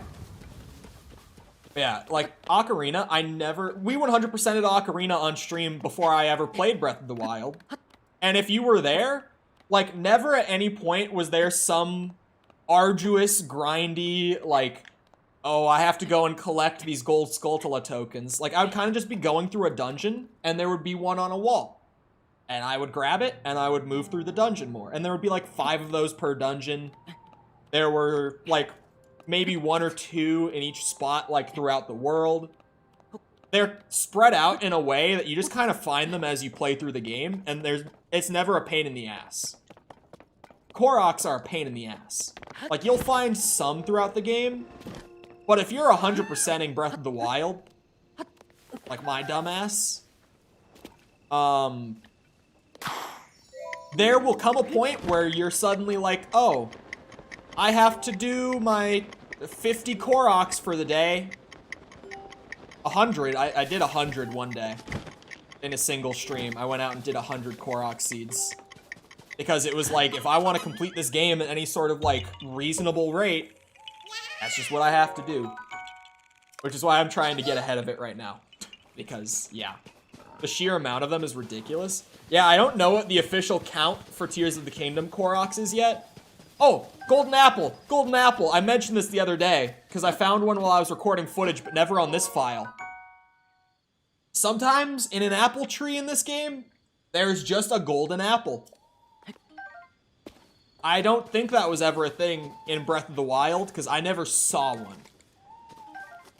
And being the guy who did everything in Breath of the Wild, not the guy, but one of the guys, I feel like I would have seen a golden apple. Shiny tree berry.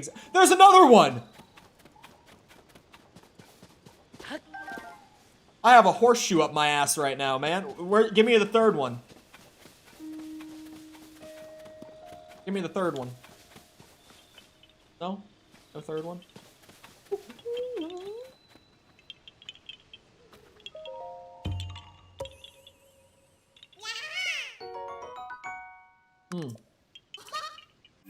Okay, about the shrine and Lightroot correlation. I was aware of this one. What I was not aware of before, that I had pointed out to me by a buddy. Let's just pick what would be a good one?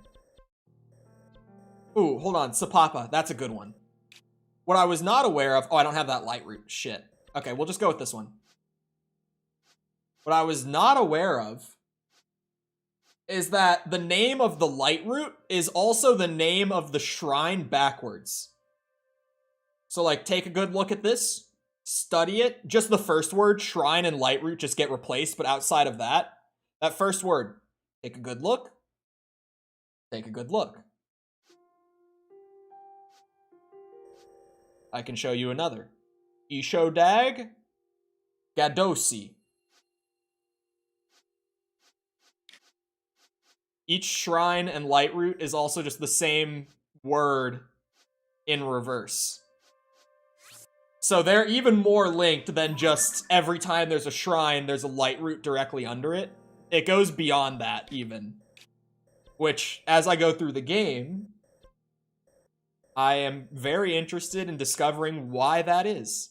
This is going to be a tiny chasm. I want to go check that out, because it's just going to be this island. I'm definitely going to check this out real quick. This was not part of the plan, but I feel like since this is close to Central Hyrule, maybe these depths will be safe enough. They are linked. That was a bad one. Oh, it's not. That one ain't right. A third golden apple! It happened! Just 3, 4! What is happening? What is happening? There's so many. I didn't find a single one up to this point on this entire save. And now there's just 4 of them, like, within 5 minutes. What the hell? Golden apples, man. They're everywhere all of a sudden. Show me a 5th one. Spicy, or... Why did I even say spicy? I was gonna say golden fire fruit, but mouth said spicy.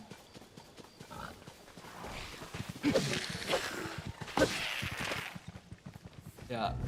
Like, as far as what I can just roughly think of with the Lightroots and the shrines is like, I mean, understatement of the year maybe, but it definitely shows that in some way, shape, or form, the gloom is directly correlated to the Zonai. I don't know how that's gonna be, but in some way that's the case. Which is kind of why I'm interested to see as the story plays out what that ends up actually being. The upheaval also happened inverse, as in things went way into the ground. Awesome. Give me those key eyeballs. We just wait for some golden applesauce. I actually never cooked my golden apple on the other save when I did get it. Hold on, where are my apples? Oh, this is by type. It doesn't say anything about... Wait, everything does say, like, cook it to increase effect. The golden apples don't say that. I wonder if these can't be cooked. And the whole point of them is just like, yeah, it's just an apple that's like, boom, 1.5 hearts. The gloom could be the Zonai's leftover soup.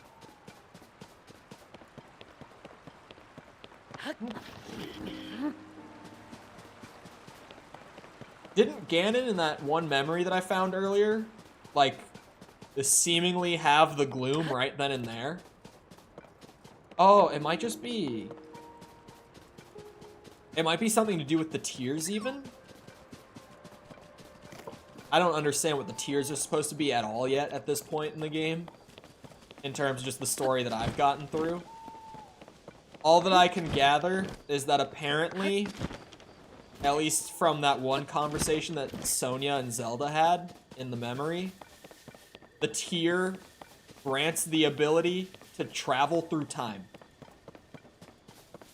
That's like all that I was able to really gather about the tears so far. But that alone is interesting. He stole the suit. You know what? That's actually a great explanation. He must have stolen the suit. I think he's the source of the gloom. I don't know, because, I mean, I've only seen him in the one memory, so maybe he actually is. But, it almost seems like the gloom is a result of him getting that tear, at least just going off that one cutscene. Because, like, the tear goes into his forehead, and then the gloom starts just, like, shooting out of him. It's already lit up down here.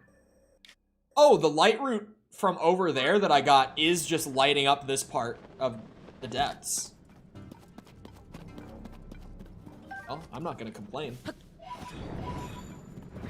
That's not gloom. It looks like gloom. It's like red and... I'm stopping there. Man, I need to stop and cook some food somewhere. I have shit food. Like, I don't really have anything that I want to eat to restore hearts. But things down here should just deal gloom damage instead of heart damage for the most part, so I should be fine. Large Poe up there. That seems like an easier one to grab, too.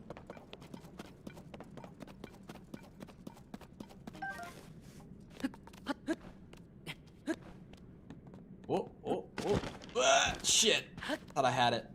Gimme. There we go.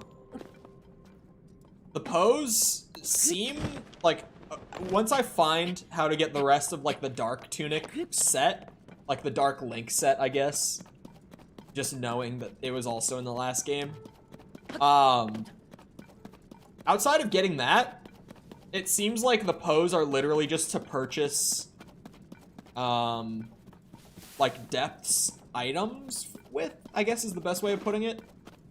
Like Muddle Buds, Bomb Flowers, etc. But it is like every single item, like each individual one item, is really expensive. Is the one thing with it that's bizarre to me. Like, it almost feels like I'm disincentivized from purchasing the items. But outside of just that one armor set, like, I have no idea what to get. But no, I haven't found any outside of the one that's just in the camp. Like the Central Hyrule camp. Is there a name for that camp? That would make my life a lot easier. Wonder what bomb flowers taste like. I think the Gorons eat them. They do. The Gorons do eat them, at least in Ocarina.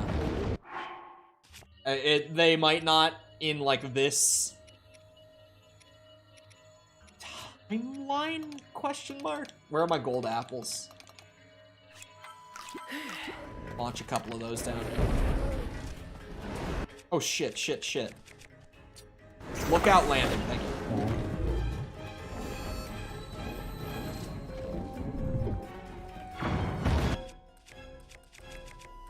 There it is. Nope, not the Gloom Sword. I don't want to be using that. Not yet, at least. Wait, shouldn't I be using this? Because these are still orbs, right? Oh shit.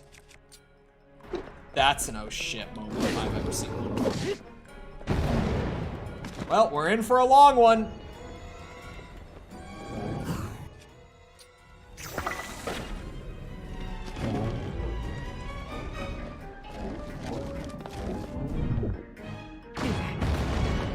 what? God damn it. I thought I would be able to just hang out and wait. Get my stamina back. Note to self, don't land on it after you shoot a bomb in its mouth. You'll just fly off. Damn, that thing was awesome. Yeah, I used the gloom sword. It can't be that bad of a toll on me, right? Surely.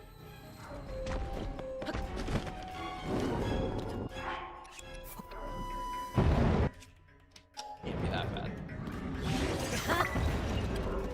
58 damage sword. That might be worth. Shit. Shit! What is this? Where did this come from? I've never seen you guys do this.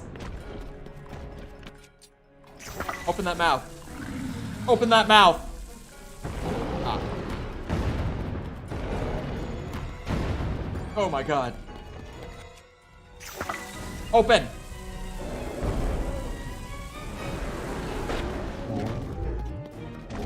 Am I gonna fill the compendium this time? Probably not. Unless they deem it a completion criteria, I don't.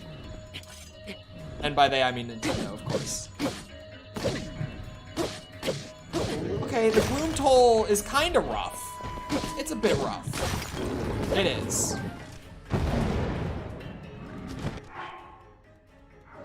I probably shouldn't have even used it that much.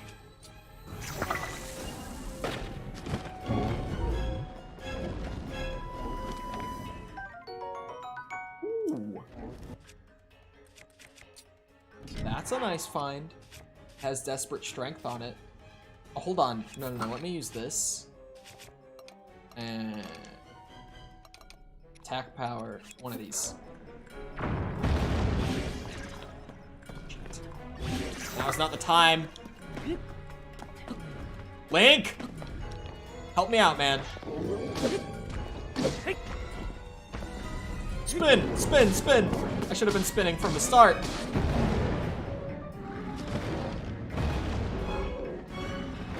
Flip around again, big man.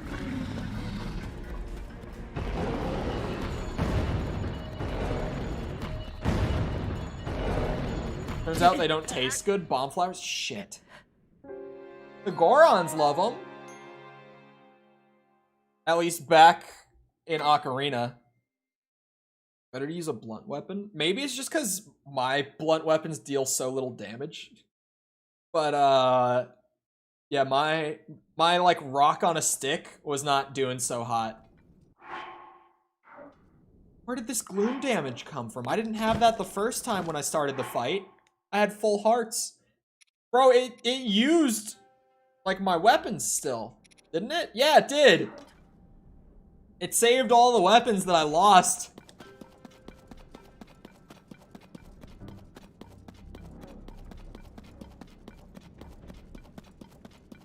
Giant frog, bitch.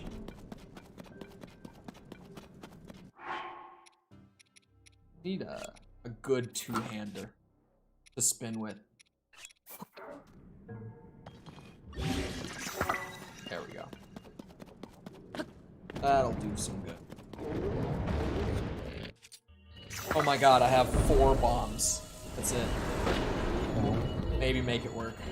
God, how am I gonna get to you? Shit. That's not a good start for making it work.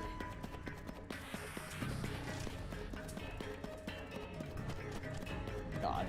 He's just gonna get back up.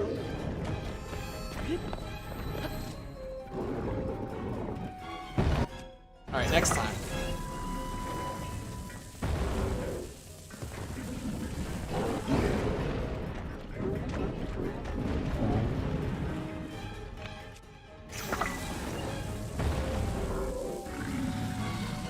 It's so bullshit that it saved, like, what weapons I broke and the gloom hearts that I took. What? Reset his health bar? Like, why? Why would it do that? It hasn't done that with other bosses I've fought up to this point. That's the first time it's done that to me. I wonder if maybe it just randomly, mid-fight, saved my inventory? when it hasn't done that. It's weird, regardless. Only because I've fought a lot of hard bosses that I've died to so far, and it hasn't done that before. Like, this is a new thing, in terms of this game, at least. I feel like Breath of the Wild might have done that once or twice, too. But this game, up to this point, hasn't done it to me. That's why I'm a little weirded out by it. Oh, I did not mean to put it away. I wanted to throw it on the stick. Alright, Mr. Frox. Take this! There we go.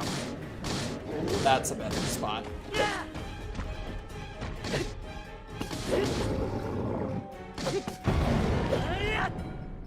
Link! No! No! God damn it! Shit.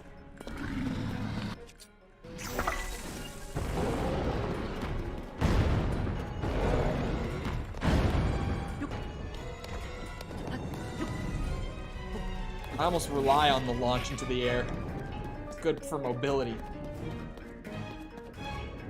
Is there a way to see how long you've played a game? Yeah, if you go to your profile, it'll show you your hours, I think.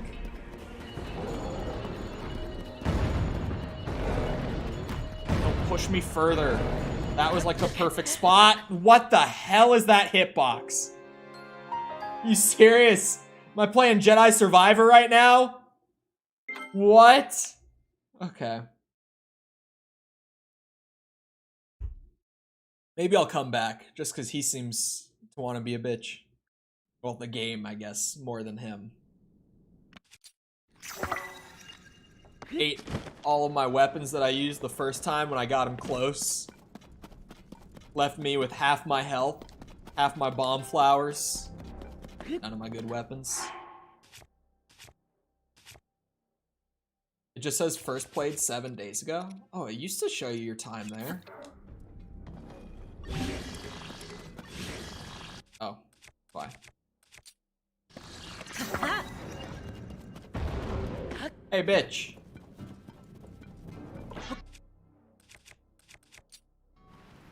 Hey. Well, that works on him. My boy is confused.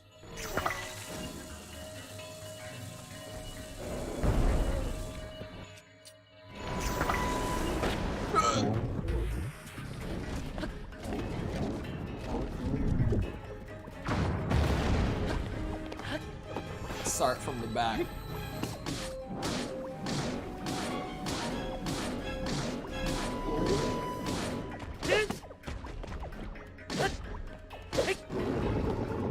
Launch me. Thank you. I'm dead. No, I'm not. I immediately realized after getting launched that I had no stamina.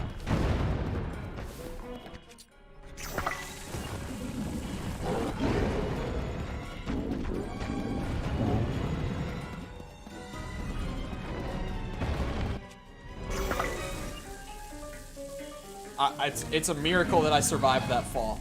God damn it.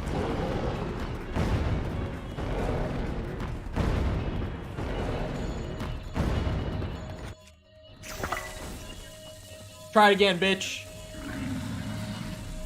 Oh, he's going to. He is going to try it again. Do I have speed up? It would just make me a lot more comfortable.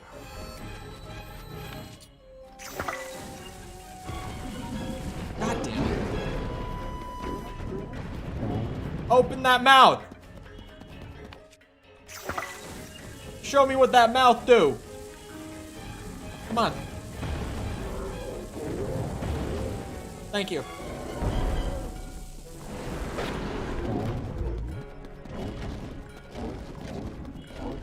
Music's a bop? The music is a bop. All the music in this game is great. Oh my god, the speed up is messing with me. A little bit, actually. Ooh, I might wait a second on that. Shit. There we go.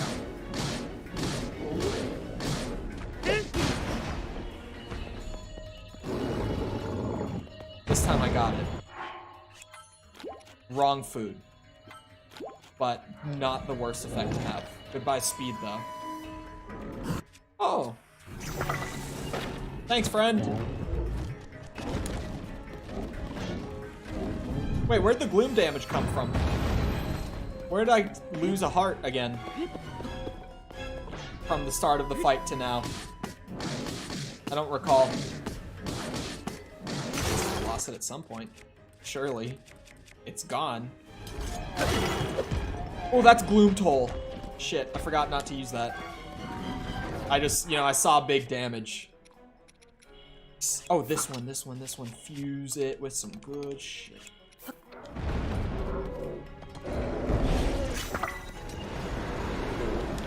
Oh, leave me alone! Oh! That was a good one, too. I swear, it's gonna have, like, saved the resources that I used and shit. Don't do it again. Don't you do it. Honestly, using the gloom toll. Okay, it didn't. Using the gloom toll to get myself down to 1 heart is the move. Because then I can pull this thing out and have it do like 62 damage a hit. And it's a spear, so I can charge it for like the flurry attack. Oh my god, this is gonna be nuts. That's the new strat, for sure. Oh, no, don't drop that. That is absolutely the new strat. But I want to fuse something to this still. That was also a good idea. Okay, gloom toll. Gonna intentionally do the fight with 1 heart the whole time. Because it's gonna make my damage go crazy, and this bitch is gonna die. That's a whole strategy, just watch. I have the gamer moves here. It's just, you know, it's gonna be a no damage Frox fight. That's all. Now we use this.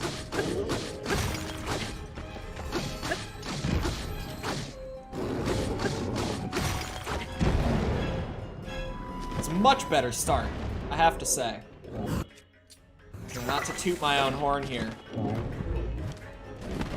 but I think this might have been the best idea I could have had.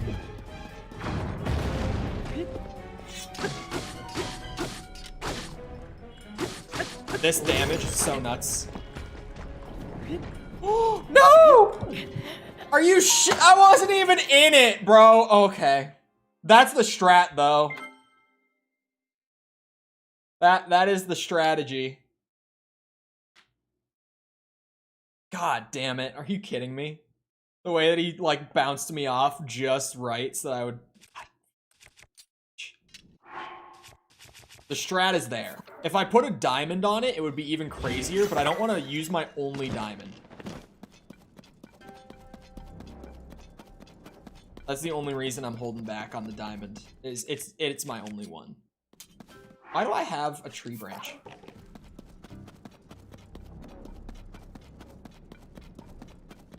Hey, big friend.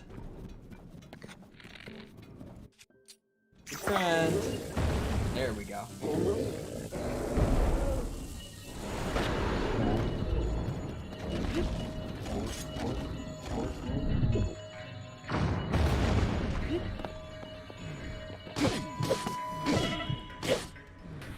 Now that I've got the moves. So Gloom Toll is actually crazy if you ever want to do something like this. It seemed like a bad effect, but now it kind of seems like a goated effect because of the weapons that double damage when you're at 1 heart.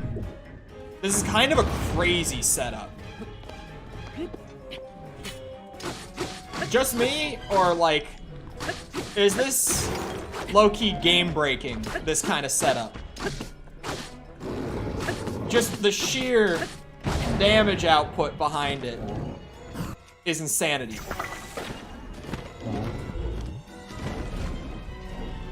Like, just making the strongest, desperate strength spear that I possibly can. And then gloom tolling myself down to 1 heart. And the gloom sword itself also deals good damage. But that made that fight so much easier. Intentionally locking myself into 1 heart made that a lot easier.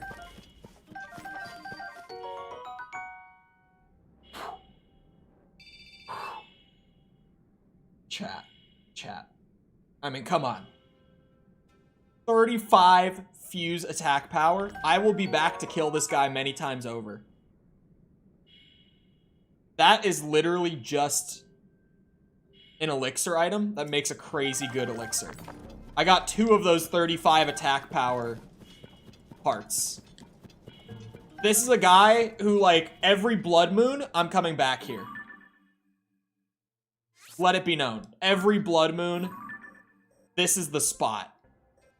This is getting a special marker. Let it be known. If you want 35 fuse power on your weapons once per blood moon, you get a couple of them.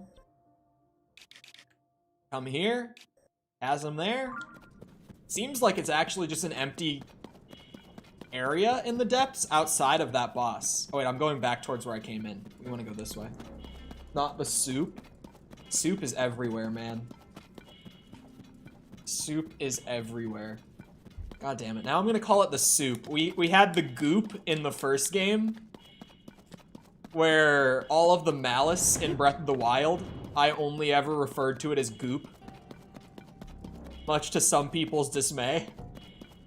Because I was like, sure, I could call that malice. I know what it's called. But look at that. It's goop. And, like, you know, man's got a point.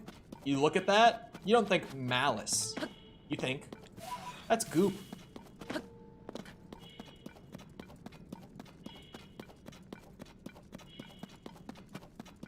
But we'll see you around, Ryan. Torture them with the soup. I mean, the gloom, kinda, you know, I've found the meaning of the gloom item. Well, I might want a giant one for in here. Might as well shoot it in. Just, I want to get it, like, actually in there.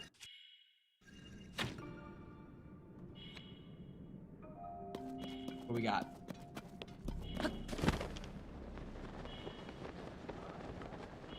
There's gotta be, like, a valuable item down here. Oh, shit. These guys might be a problem. They're eating... Hey! What's the big idea with this? Take the bow spear, bitches. Oh my god. Do they do that? Do they eat your bright blooms? I've never seen them do that. Like, the whole pack went to try to eat my light. Interesting. Very interesting. I might actually need to cook up some gloom resistant stuff. Some gloom restorative stuff. Oh! These guys will kill me. These guys will actually kill me.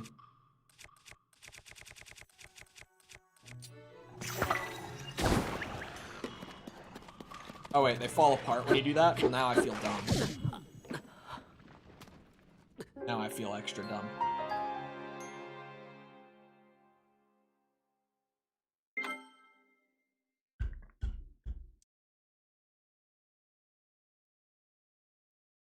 Where is this checkpoint? I was not standing.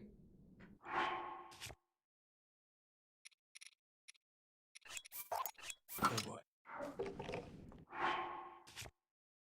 Alright, I'll kill him one more time. I have the strat now, at least. You're telling me that it saved mid-fight to screw me over, but it didn't save when I killed him? Like, come on, Nintendo. What's that about? You saved the resources and health that I lost, like, halfway through my first good go. But once I actually kill him, you can't be bothered to give me a save on that? It's just cruel.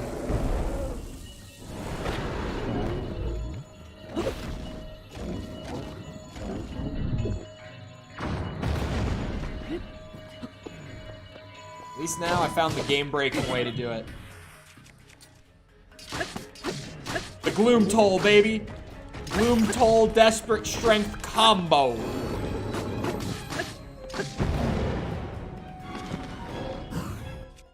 Oh, his mouth is not open.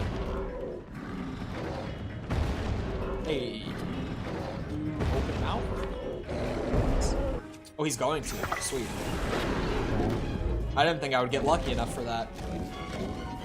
His items are super valuable. He's very worth the kill. Like, I'm not just gonna rage and leave him here unkilled. Because I really want those parts to fuse onto weapons. They're kind of nutty. Whoop. Still on your back. He's not gonna be generous enough to suck. I might die, I might die, I might die, I might die. That attack has a really wonky hitbox, I know. Oh, he's doing it again. Okay, as long as I run fast enough, I should be fine.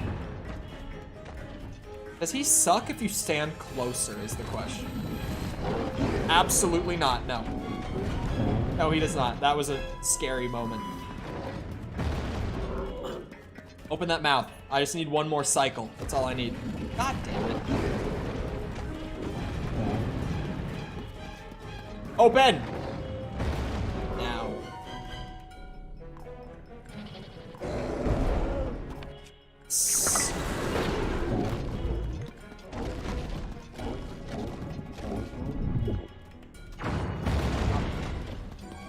Going up the back leg. Shit. Get up. No, don't make me do another cycle. Yes. Beautiful. I'm leaving. I'm going to get my gloom taken off, and I will come back. How much does his fingernail? Oh, it's just a standard Frock's fingernail. The claws are specific. The fingernails are generic. Okay. 35 fuse power is gonna be so good. Those are gonna be very valuable items. Let's go. Wait, if I go up to the shrine, it should just undo the gloom, right? Oh, I kind of need to go cook food. I'm actually gonna fast travel over to, what was it called? The camp area? Someone? I guess I'll just see it in a second. I forgot already. Save. The fast travel should trigger auto saves, right? Hearts are coming back. Pretty sure that just fast traveling around will do the saving for me at this point. But yeah, because I went off to just adventure more, they apparently don't just auto save on boss kills. So, thanks, Nintendo.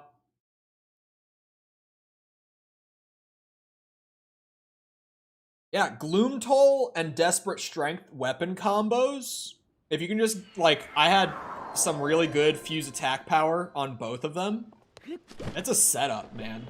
Like, that's how you burn a boss's health bar. If you're confident enough to fight the boss with one heart, granted. But, like, with that guy, once you figure him out, you can fight him with one heart pretty easy. He's got 3 attacks. He's not the worst boss ever.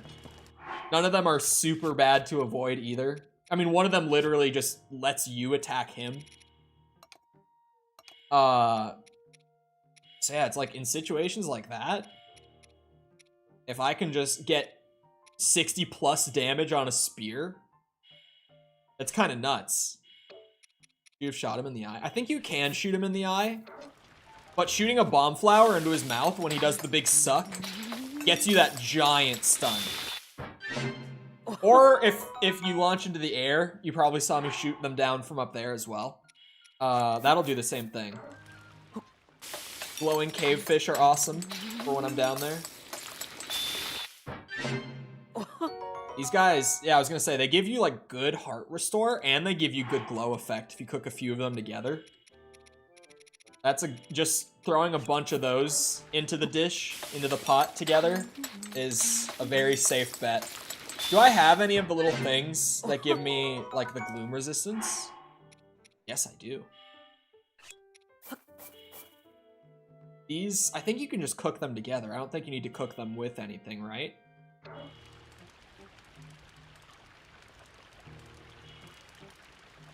Oh, these are kind of rare. I don't want to just risk it.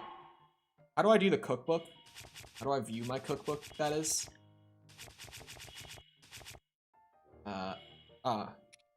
Maybe? Hold on.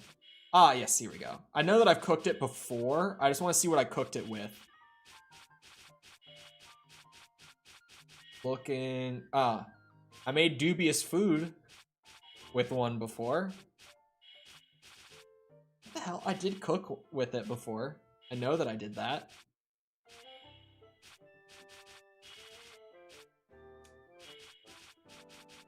I guess the game does not recognize that I did that. Alright. That's cool. I didn't even need the recipe. Here. We'll do it like a real gamer. Manual save. This is how real gamers do it. This is how we test things. Just throw them in the pot, hope for the best. Skip. Reload the save. You clearly need to cook something with them. Thank God I dropped a manual save. Because, yeah, these are kind of hard to come by. And I do want to stack them for, like, one good item. I guess I'll just throw a couple apples in with it.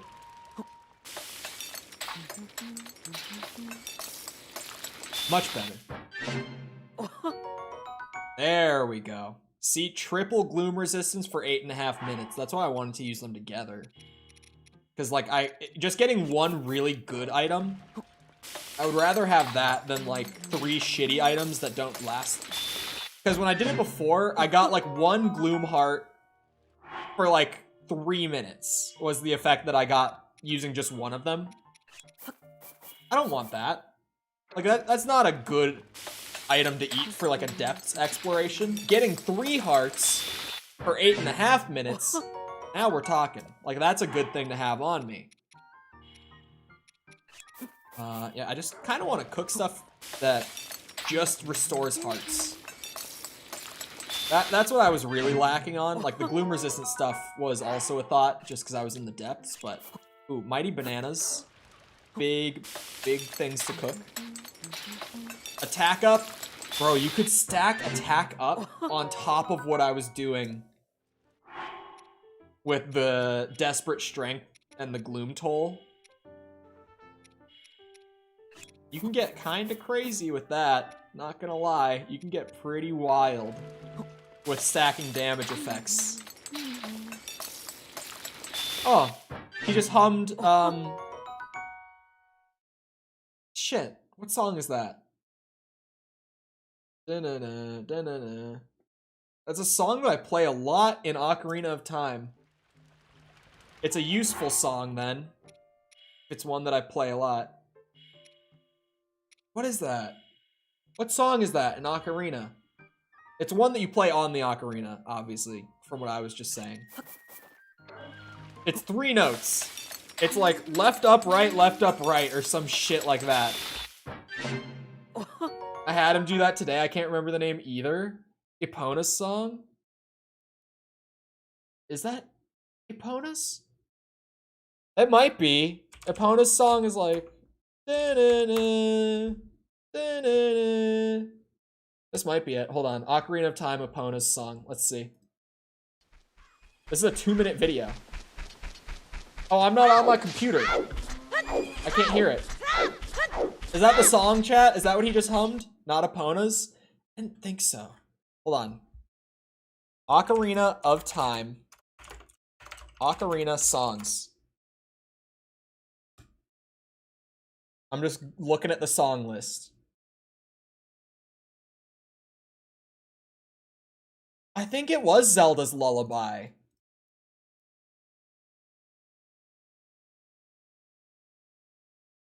And that wasn't a song? Oh, the song should just be playing, like, in the background of that area. Malin normally sings it, like, the whole time. I think that is Zelda's Lullaby. Hold on, let me pull it up on my laptop so that I can hear it. You guys won't hear it here, but I'll be able to hear it.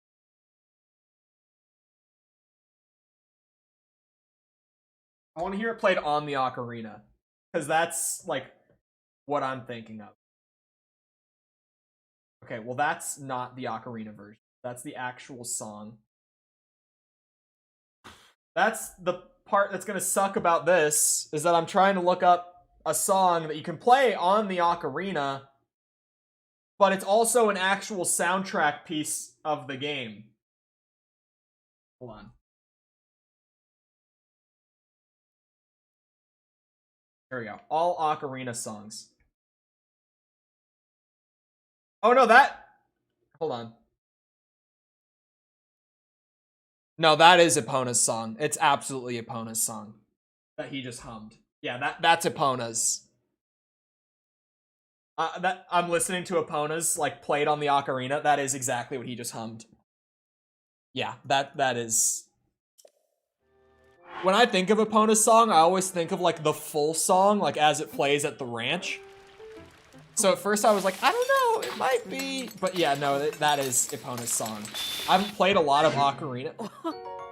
Man, fix that shit. What are you talking about? That for me, it's so weird. Majora's Mask, my whole life, was my favorite Zelda game. Until, like, last September, I replayed Ocarina of Time, and I was like, never mind, this shit. This is the one. Like, I haven't played Majora's Mask in a bit, to be fair. But when I replayed Ocarina, I was like, no, this one is my favorite. I can say now, like, fresh replay, this is the best one.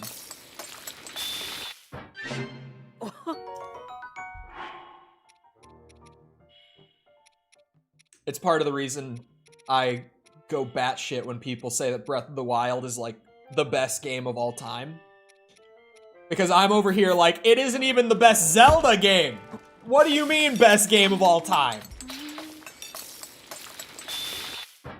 I think Breath of the Wild, out of the Zelda games I've played, because I have not played a lot of, like, really good Zelda games, like, games that people love. I have not played Wind Waker. I have not played Twilight Princess. Like, there are big Zelda games that people love that I have not played. But from the ones that I've played, Ocarina's my favorite. Majora's Mask would be my second favorite. And for third, it's like, it's between Link to the Past and Breath of the Wild. I don't know if I could really pick one or the other. I might give it to Link to the Past. Actually, no, I think I enjoy the experience of playing Breath of the Wild more than the experience of playing Link to the Past. But I think A Link to the Past is probably a more well-made game, like a better executed game than Breath of the Wild is, if that makes sense. So I would probably say, like, yeah, Breath of the Wild is my third favorite Zelda. Well, let's be real, like, this now. I'm not including this because I haven't finished it, but, like, this is just Breath of the Wild, but a lot better in a lot of big ways. So, like, this will be probably my third favorite. I don't think it'll beat Majora or Ocarina for me. It definitely won't beat Ocarina. I think. Maybe. Maybe I'm speaking too soon. I am really, really liking this, which is weird, because I have so many problems with Breath of the Wild, but, like, I am addicted to this one. I need some horror aspect. This game plays with the horror aspects a lot more. At least it did with the opening. It does with, I guess, an entire third of its open world being the depths. I hope that as the main quest goes on, like, as I get further into it. Okay, I'm just gonna wait to eat. And I'm gonna wait, no. I'm not gonna be down there for 10 minutes. I'm not gonna do that. I'm gonna save my depths adventuring items. There. All I see is you jumping through rocks and fighting a giant frog. No, the opening, the hand eyes scared the crap out of me earlier. Yeah, I forgot about that. Yeah, we actually had a really good horror moment earlier. Never mind, I completely forgot until that reminder. There was a very good horror moment earlier. It reminds me of, not the Redeads. The Redeads are something entirely different, but the dead hand, I think it's called, right? The thing in the well in Ocarina. That thing. That moment earlier today reminded me so much of that thing. Where all the hands come out of the ground and grab you, and then he comes after you while you're being held by the hands. That nightmare fuel from Ocarina, it reminded me a lot of that. Nothing scares me more than the mask salesman. He's a creepy dude. He's so uncanny. Or, the Elegy of Emptiness from Majora's Mask 2. That thing's creepy as shit. That thing ain't right. There's something wrong with that one.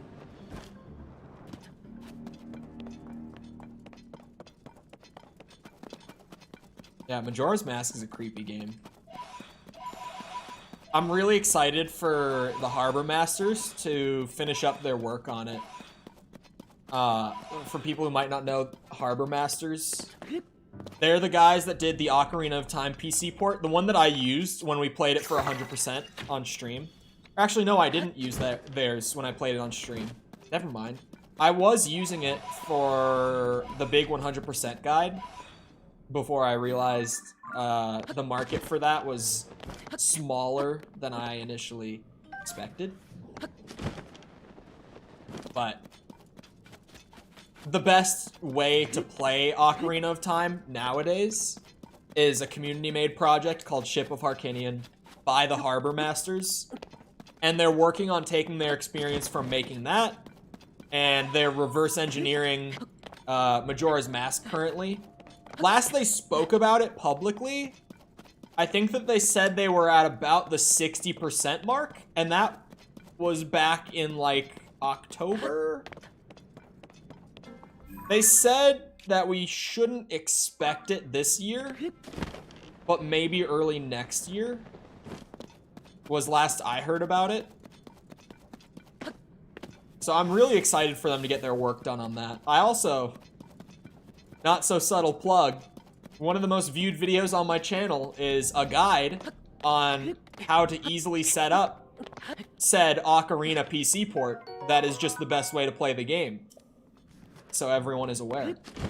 I have a great guide, you know, I think personally, it's a great one. But no, comments have let me know that the guide is super, super easy to follow. The guide will literally, like, you'll be running the game on PC within, like, 5 minutes using my video for it. Now I'm just going into salesman mode. But you genuinely, like, the first 2 minutes of that video, just get the game running, like, super quickly. And then the rest of it is all about setting up how I feel like is the best way to play the game in the modern day, like the settings. It teaches you how to, like, set it up so that instead of using that C-stick, or not C-stick, the Z-targeting, I don't know why I said C-stick. The Z-targeting thing where you have to, like, press the trigger to get the camera to snap forward. Instead of doing that, you can just use the right thumbstick to do, like, a free camera the way you would in the modern day.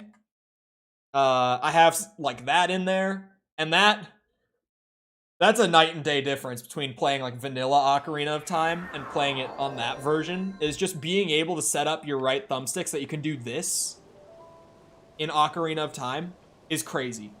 Like, if you haven't played the game with Z-targeting, you don't understand. It's a night and day difference in terms of playing that game. It's crazy. 60 FPS is a thing that I go over in that, so that you don't have to play the game at 20 frames. There's a lot of good, like, just improvements for playing it nowadays in that video. Because literally the first 2 minutes are just setting it up to make it run. But beyond that, I do so much more. I cover how to remove the draw distance limits. Which is just like, you know how in this game, if you're really far away from foliage, it like either doesn't load in or it loads in super low quality until you're closer. You can even see like that. That's not actual foliage. That's like a low resolution 2D image of foliage right there above the cursor, right? So like it's a thing that since the game is almost 30 years old, Jesus Christ, but almost 30 years old, you know, modern systems, you can just remove that and the game will still run beautifully. So everything off in the distance is like actually loaded in at full quality. Good fixes that really improve the game. So, not so subtle plug. If you're at all interested in playing Ocarina of Time, that is the way to do it.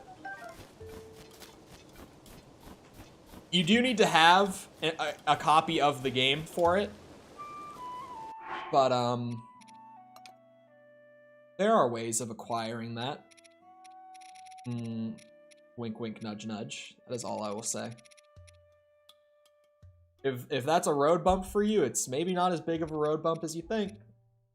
Like that girl in the VC intro. Yeah. I'm not gonna talk shit on the stream much, but False was in like a big collab recently, like a birthday event thing, where there were like 10 of them or something in the call. And they were doing like a big, like, you know, everyone go from top to bottom of the list, introduce yourselves. And everyone was just saying like, my name is this, and maybe giving like a thing about them. But then there was one person in there who gave like a 2-minute like business, like imagine you meet a potential sponsor like at a convention or something and you like hand them your business card and like tell them what you do. They gave like that kind of self-introduction. Like a whole 2-minute thing, like a whole rundown of all the things they do. Like I'm a professional in this, professional in that. I do this, I have this business, and it was just like, oh. And to make it better, they were like near the bottom of the list of 10 people. So it really stood out because everyone had given the super short, simple introduction to themselves. And then they went crazy. For after stream, if anyone wants the Ocarina of Time setup, there it is. I might even pin a comment on the VOD just because I'll just throw it there. Our big Princess Zelda investigation. I don't know why that took me so long to process. Because at first I was like, what investigation? But, you know, the princess who just vanished into thin air and has been gone since. That would make sense. Oh, this is the newspaper I've been hearing so much about. That's a weird way to spell Tracy. Or maybe it's just one that I haven't seen before, but interesting. Shine light on the truth. Expose the evils? Yes.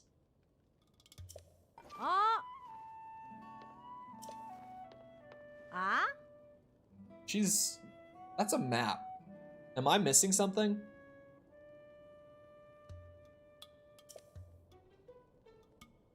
Another thing I bought. I bought this place from the owner. Oh, they bought the whole stable. You stop telling people I cheated him out of it. Huh? She somehow heard the conversation and did not hear the conversation.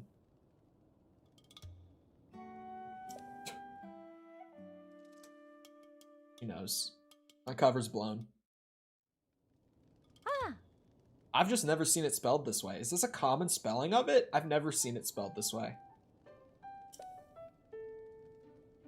The Lucky Clover Gazette.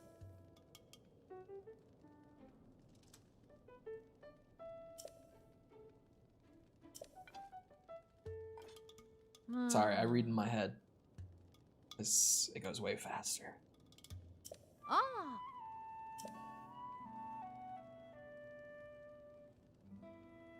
Is this just gonna be like a side quest hub? Is that what this is gonna be? Someone who looks like the princess appearing in all that would be her. That would actually be. I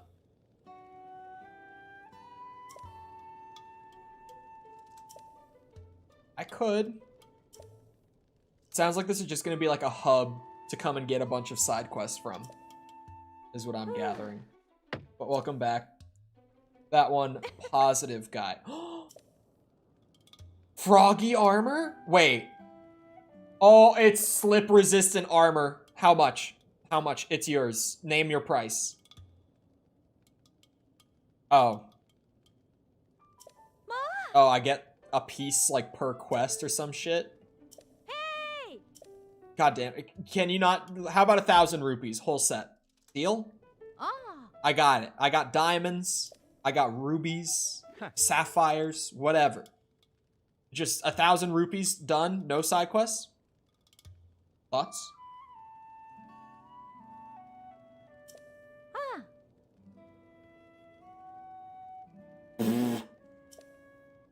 Visit every stable for... Oh my god.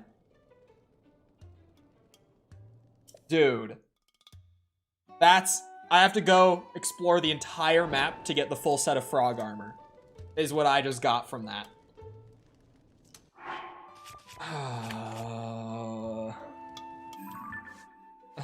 It's gonna take so long before I do that. You have no idea. Oh, that's complete? Why did they not just... Okay. So I have to find every well on the map as well.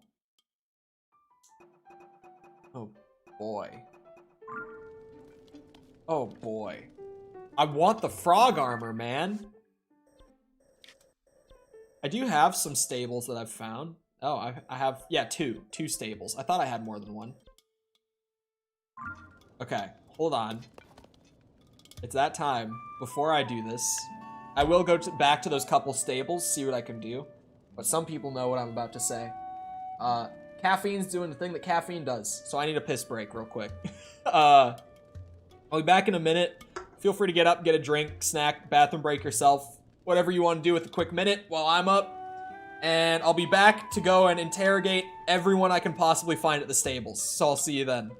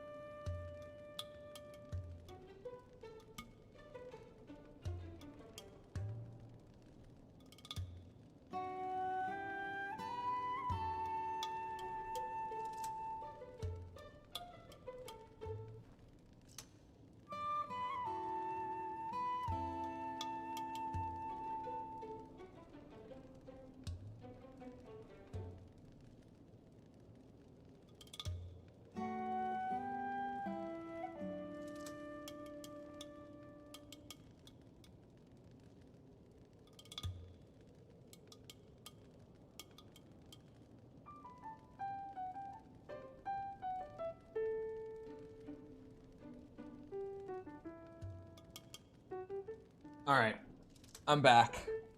And also, with False saying, all these outfits, you have no idea. You've seen nothing yet. You think that the armor swapping looks annoying so far? You weren't here for Breath of the Wild. You were not here for that one. There's like an armor set in that game, at least, for like every status effect in the game. So anytime I wanted an effect, I would just go and swap out my armor. And surely it's going to be the same way here. I am curious if they're going to do the, hold on. I think I have one of them. Not heat resistance. Oh, yeah, like the hot and cold weather attack effects. I don't know if those will have armor sets, but I almost expect that they will. Oh. Taking care of a very rare animal. Oh yeah, the golden horse.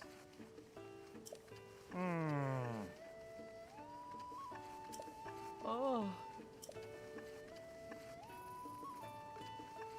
Taking a bit of a rest in the stable, and that gentle creature began making terrible sounds, neighing and bucking around. And then, oh, Zelda made an appearance. Okay, I see. Oh.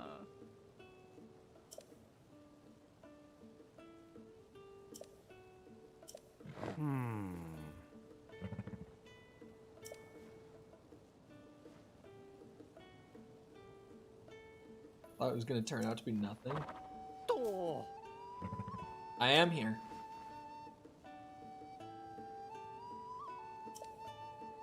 Ah. Okay. Yes. It's me, the newspaper guy. Plenty of gusto. Didn't she just tell the whole story? Horse truly loved the princess. She rescued it and protected it. She doted on it. But the horse was terrified. Eh?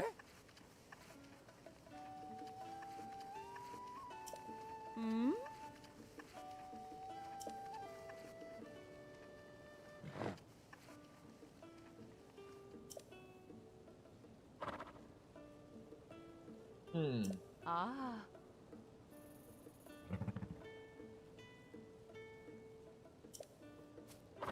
Oh, do I have to go and get the horse? Ah. Oh. Oh.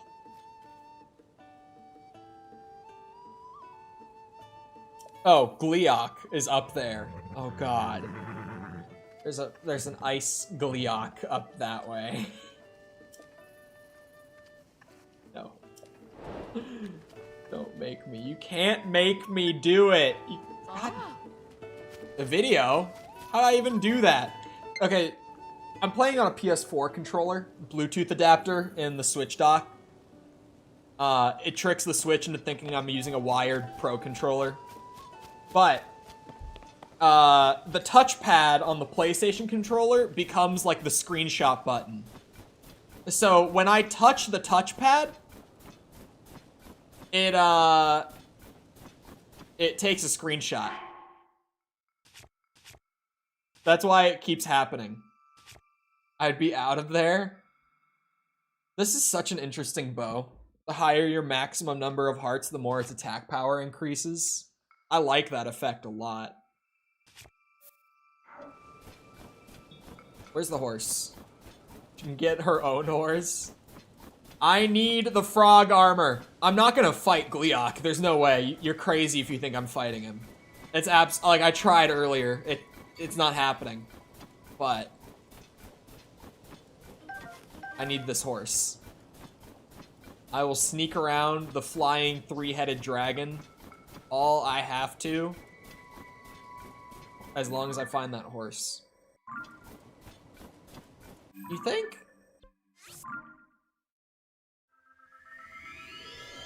Do you think if I use the tower, I'll be able to see the horse from the sky? That might save me some time, actually.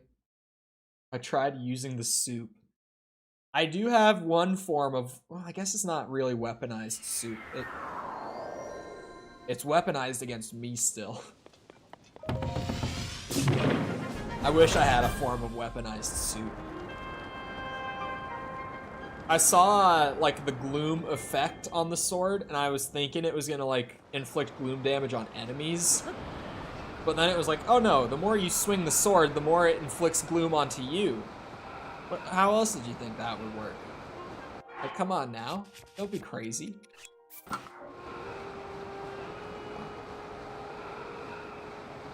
Flying squirrel outfit for the win.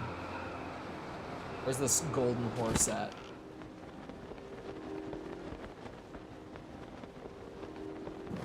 Really hard to see with the blizzard and everything. Did I ever get this Korok?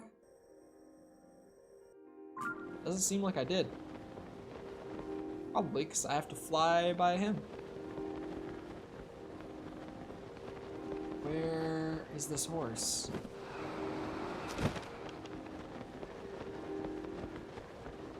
Hello? That's no horse. That's the same fairy I found before. I thought so.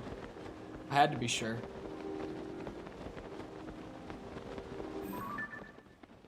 Not seeing any horses.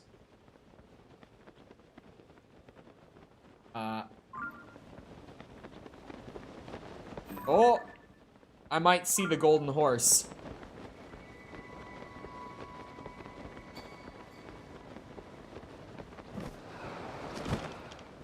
Flying squirrel suit. I need the whole thing, man.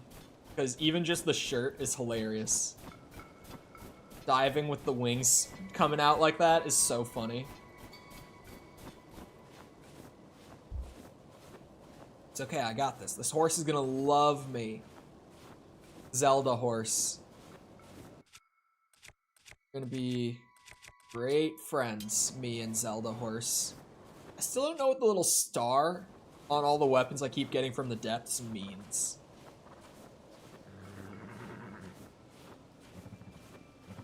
Hello, Zelda horse. No, don't be calm. Be cool. Don't make me freeze you. I will. I absolutely will freeze you. Thank you. Oh, is this a stamina check? Oh, it absolutely is. This horse is a stamina check. Damn it.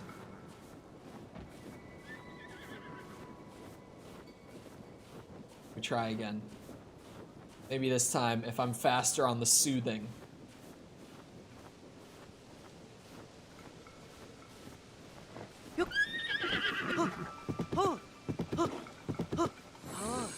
Haha! Alright, Zelda horse. This looks odd. It's Zelda's own golden horse. That only has 3 stamina, I guess. Frankly, Ock, be nice. Ugly, brother. You didn't have to do her horse like that. That was just unnecessary. Can you behave?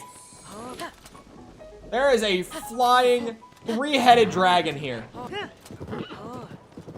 Now is not the time to pull in the other direction than what I'm telling you to. God damn, man. These horses.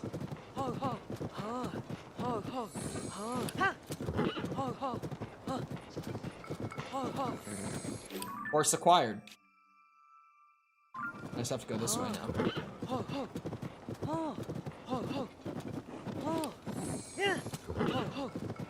Do I get to keep it?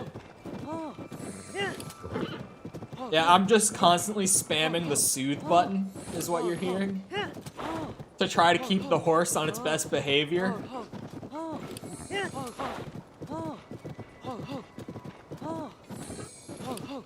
See, if this was Red Dead 2, instead of ho ho ho ho ho, instead we'd be hearing, "You're alright, boy.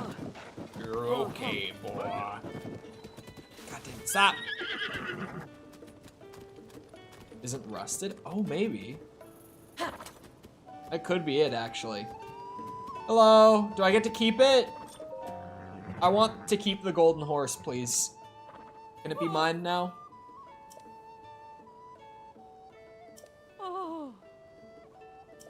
Eh?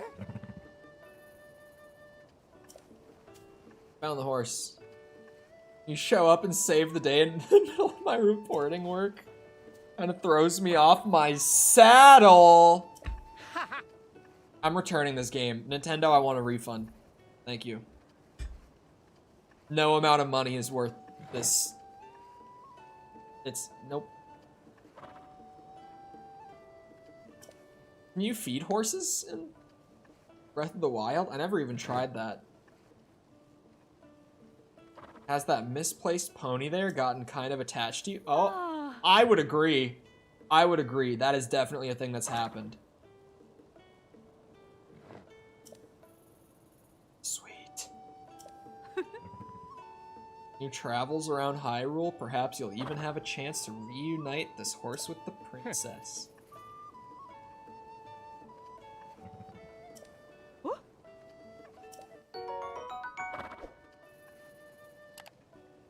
Cool. Does it do anything special? I think it's just for decoration. Cool saddle too.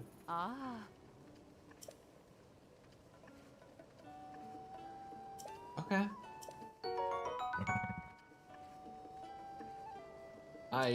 Is her father still alive? Zelda's? No. No. I did meet him, kind of, in the last game. Why is she a princess?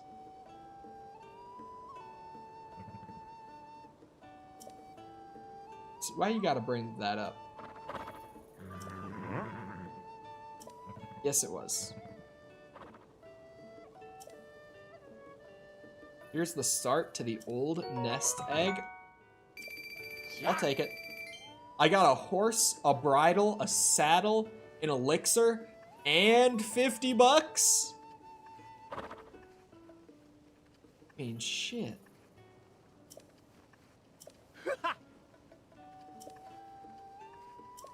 Okay. See you around, Pen. May not have been coronated yet. There's no way. There's been time between these games. Right? Like, Pura has aged. Clearly. We don't know how long it is. Like, there's nothing, at least that I've seen, that, like, definitively is like, it's this long after Breath of the Wild. Oh, don't make me pay. Good strength and speed, even if the stamina's not great.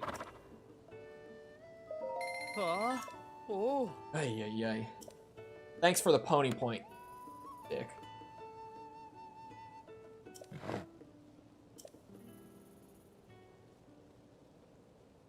Nine characters is such a crazy limit. Maybe rebuilding the kingdom's more important than ceremony for them at the moment. Oh, shit. Back. Sorry. There's a big crack up my spine. Big set of cracks up my spine. Oh, I've used all of my good horse names, man. I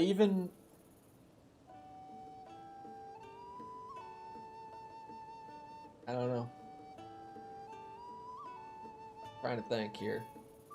Used all my good horse names. Jeffy. What? Jeffy? There's gotta be something clever, right? Something... It's a horse made out of gold. There's gotta be something clever.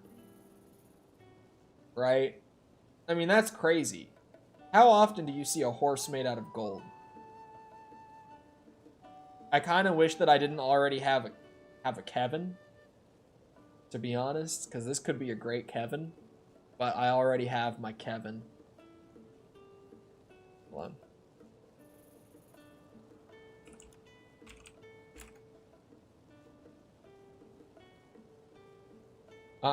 Austin Powers, if only I had the the characters. I couldn't even do gold member. That's 10 characters, bro.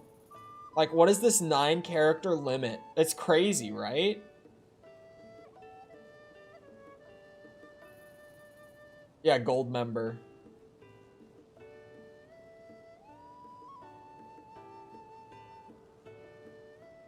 Austin would work. Austin might work.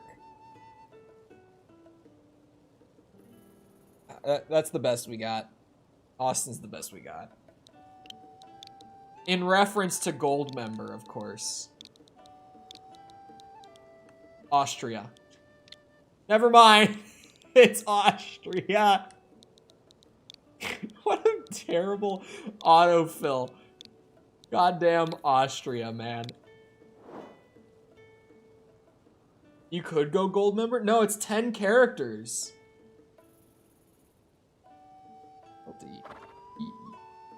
M-B-E. Yeah, that is 10. Oh. Tell everyone in Austria you said that. I'm naming my horse. Oh. And I type like AU and the Nintendo Switch is just like, did you mean Austria?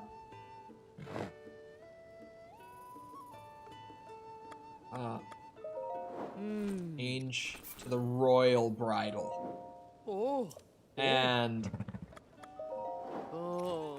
okay, the saddles are in here. The royal saddle as well, please. Oh.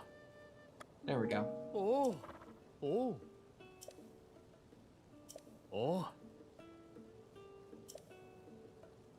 Okay. Yes, I know about the blizzard. Every time. But the limit was 12. No, the limit is 10, or not even 10. I wish the limit was 10. This dog is looking at my horse funny.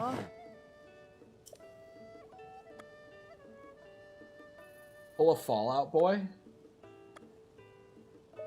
Oh. I don't understand your reference. I did not like Fallout Boy when I was younger. Oh. I thought Fallout Boy was lame. Oh, thanks for the memories. I see. Oh no, is it worse? Were you that old? No, I know that song.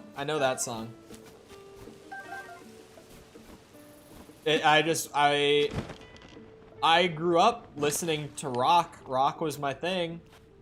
I thought Fallout Boy was really lame. It's not a being old thing either.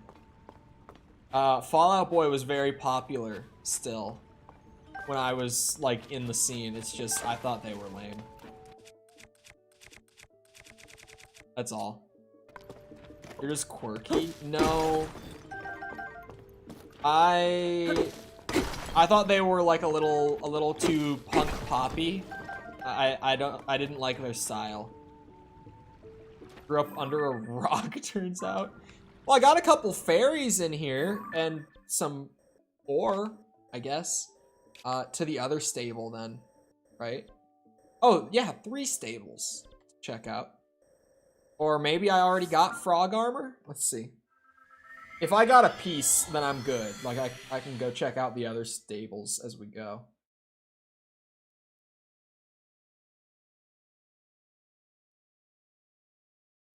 What?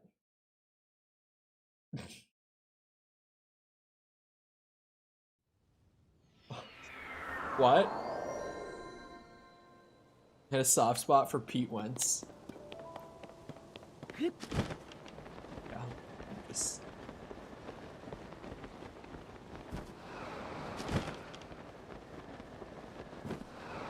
I have made many a Pete Wentz joke in my day.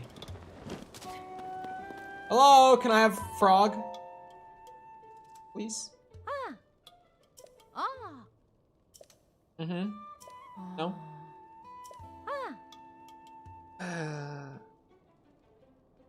Good stuff. Wait, he goes to specific stables?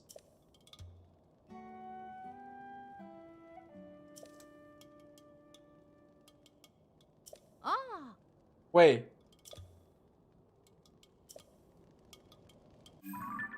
Wait. Woodland Stable. I have not been. Stable. Has a great fairy. Don't tell Snooze of this girl.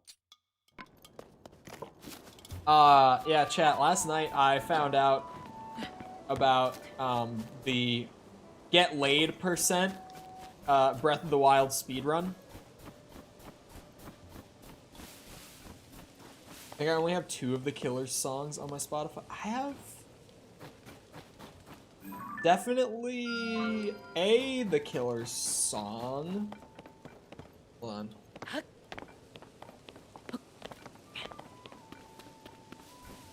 Oh, there's a good example of why I was not a big Fall Out Boy fan. I opened my Spotify. The last thing I was listening to was Slipknot. So if that can just be like your frame of reference for why I might have thought that Fall Out Boy was kind of lame. That's a good one. Yeah, I have one The Killer's song. I have one. And it's Somebody Told Me. It's like the 2000s radio song from them. Using Touch is a classic. Might check it out.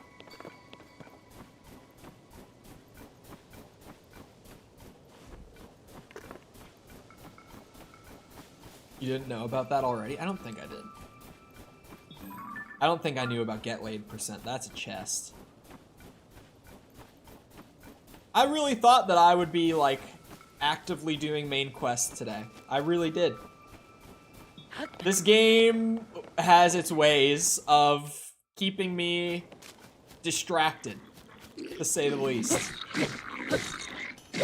I get so sidetracked playing this game. Oh, my axe is on fire. Stop that.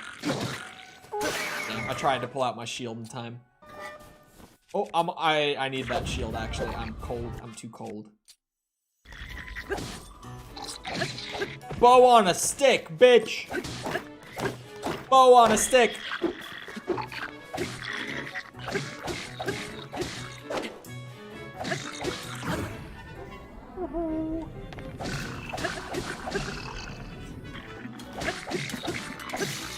Bow on a stick is one of the dumbest things I've ever done.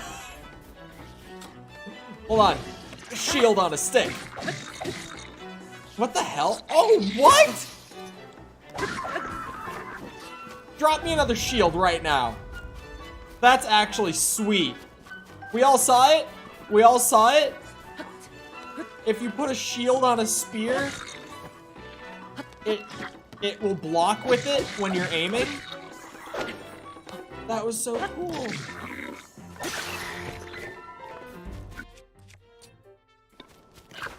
That was actually sweet. What? Earlier, someone, I think it was Ryan, who said, try doing a shield sword. I wonder if that would do a similar thing. Maybe like a two-hand sword. There would be no reason to do it with a one-handed. That was actually cool.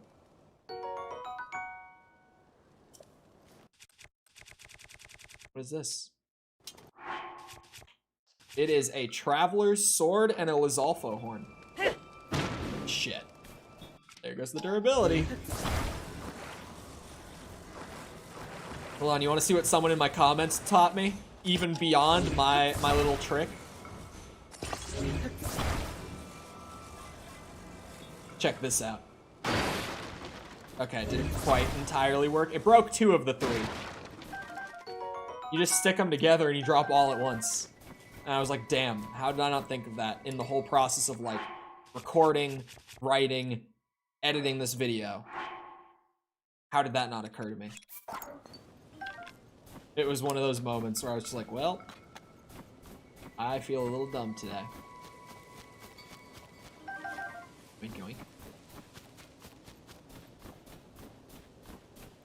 I mentioned it in False's chat last night, just on the topic of the Switch.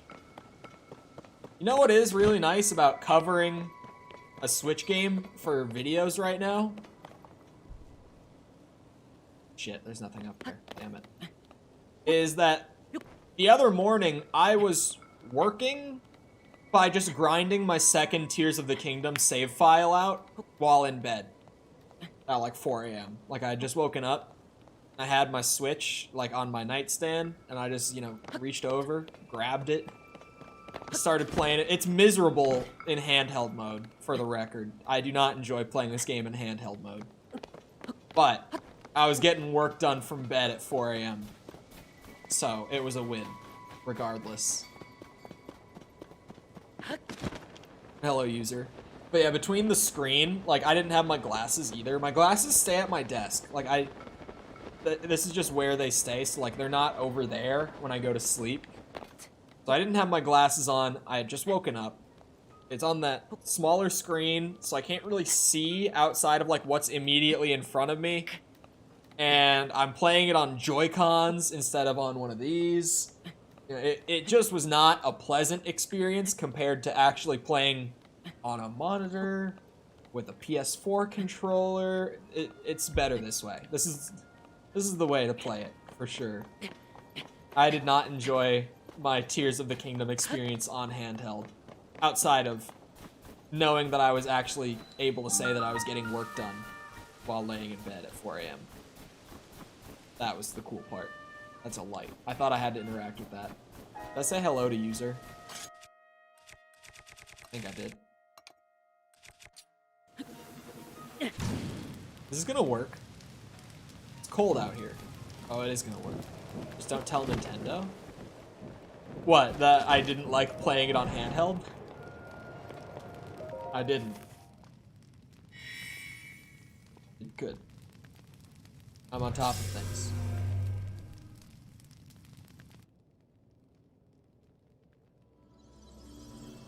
Oh, there's a shrine up there. Maybe I can do the Sky Islands right here. I feel like every time I've gone up there, I've pretty much not been able to do it, or I've been able to do a tiny bit before I have to give up on the rest and just leave again.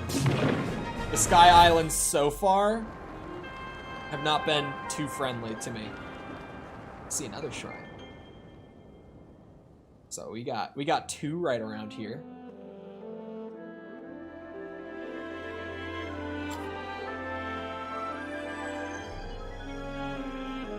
Scan that shit, big man.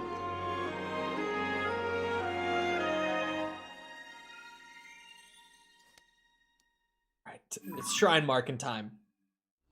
After this. Wow, that's a big region. Okay. Oh, that's the blizzard. I was like, what the hell is that? For a second, that scared the shit out of me. You think the shrines are just as good in this game? I didn't like the shrines in Breath of the Wild. Like, past the very early ones, shrines were a pain in the ass. I did not enjoy the experience of doing the shrines in Breath of the Wild very much. I think they're way better here, so far. I've done, like, 20-ish. Oh, there's another of those. Where the hell was the shrine that I saw over there? Oh, it's up there. Oh, welcome back, Lion. How's it going? What's that? It's just a hot air balloon on a thing. On a platform.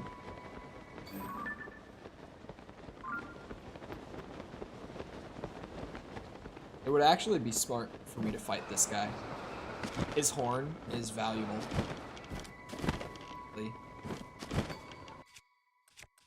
That sort of worked. Come here, bitch! It's not overly valuable. Shit. It's not overly valuable, but, for the weapons that get a buff from Zonite stuff, that's some pretty solid Zonai material. I think it's like 8 damage, just as is, so it gets up to like 11. Are the Sky Islands new, or am I just uncultured about Breath of the Wild? No, the Sky Islands are new.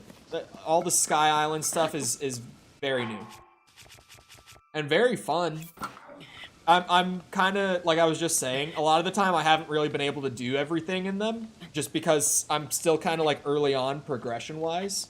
Or at least I'm just not far enough progression-wise to be able to do some of the stuff. One of the Sky Islands I couldn't even reach. Like, I didn't even have the ability to get all the way up there yet. So that was very disappointing, because I really wanted to get up there, and I tried. I gave it my very best, but I was not able to make it work. Oh, the hot air balloons are for getting up to, like, the shrine. I'm gonna hold on to that then, because, like, if it's free, it's free.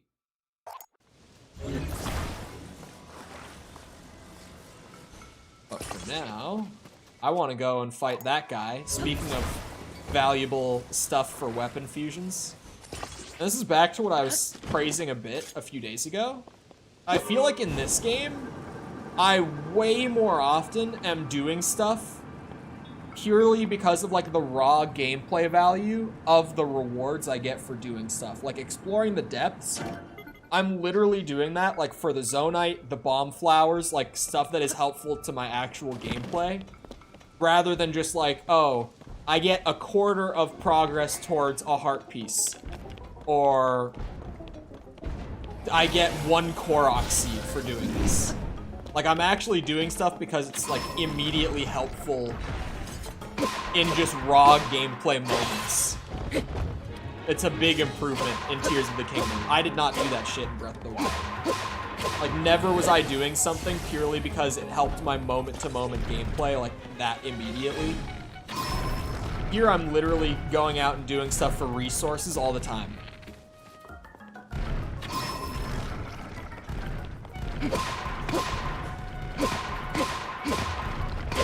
Except everything floating actually looks natural. Yeah, the Sonic Frontiers, I historically was critical of Sonic Frontiers. Because I'm like, bro, they literally just have like grind rails floating in the air everywhere in like this natural landscape that just has like metal bars running throughout it. Like, why? We're just gonna act like those were always there? We're just gonna play it straight? Sonic Frontiers had one of the weirdest visual designs I've seen in such a long time. That shit looked so bizarre. A what? Oh. It's in the depths?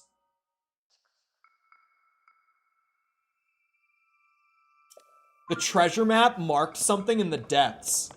Hold on. Can we talk about how cool that was just now? I killed a boss in the Sky Islands that dropped a treasure map that marked something valuable in the depths. Like, come on. That's cool. That's just cool. Screw it. We zoom. Off into the sky we go! Oh my god. Alright, that was pretty cool. Oh, gotcha machine! Mind if I do? Oh, there's a shrine way down there.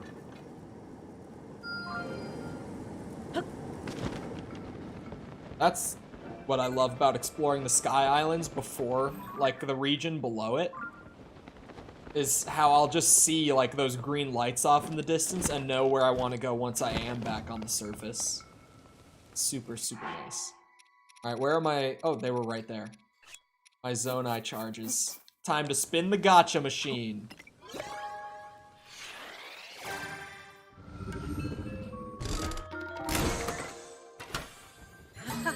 What's in this one? Anything new in this one? There's rockets in this one.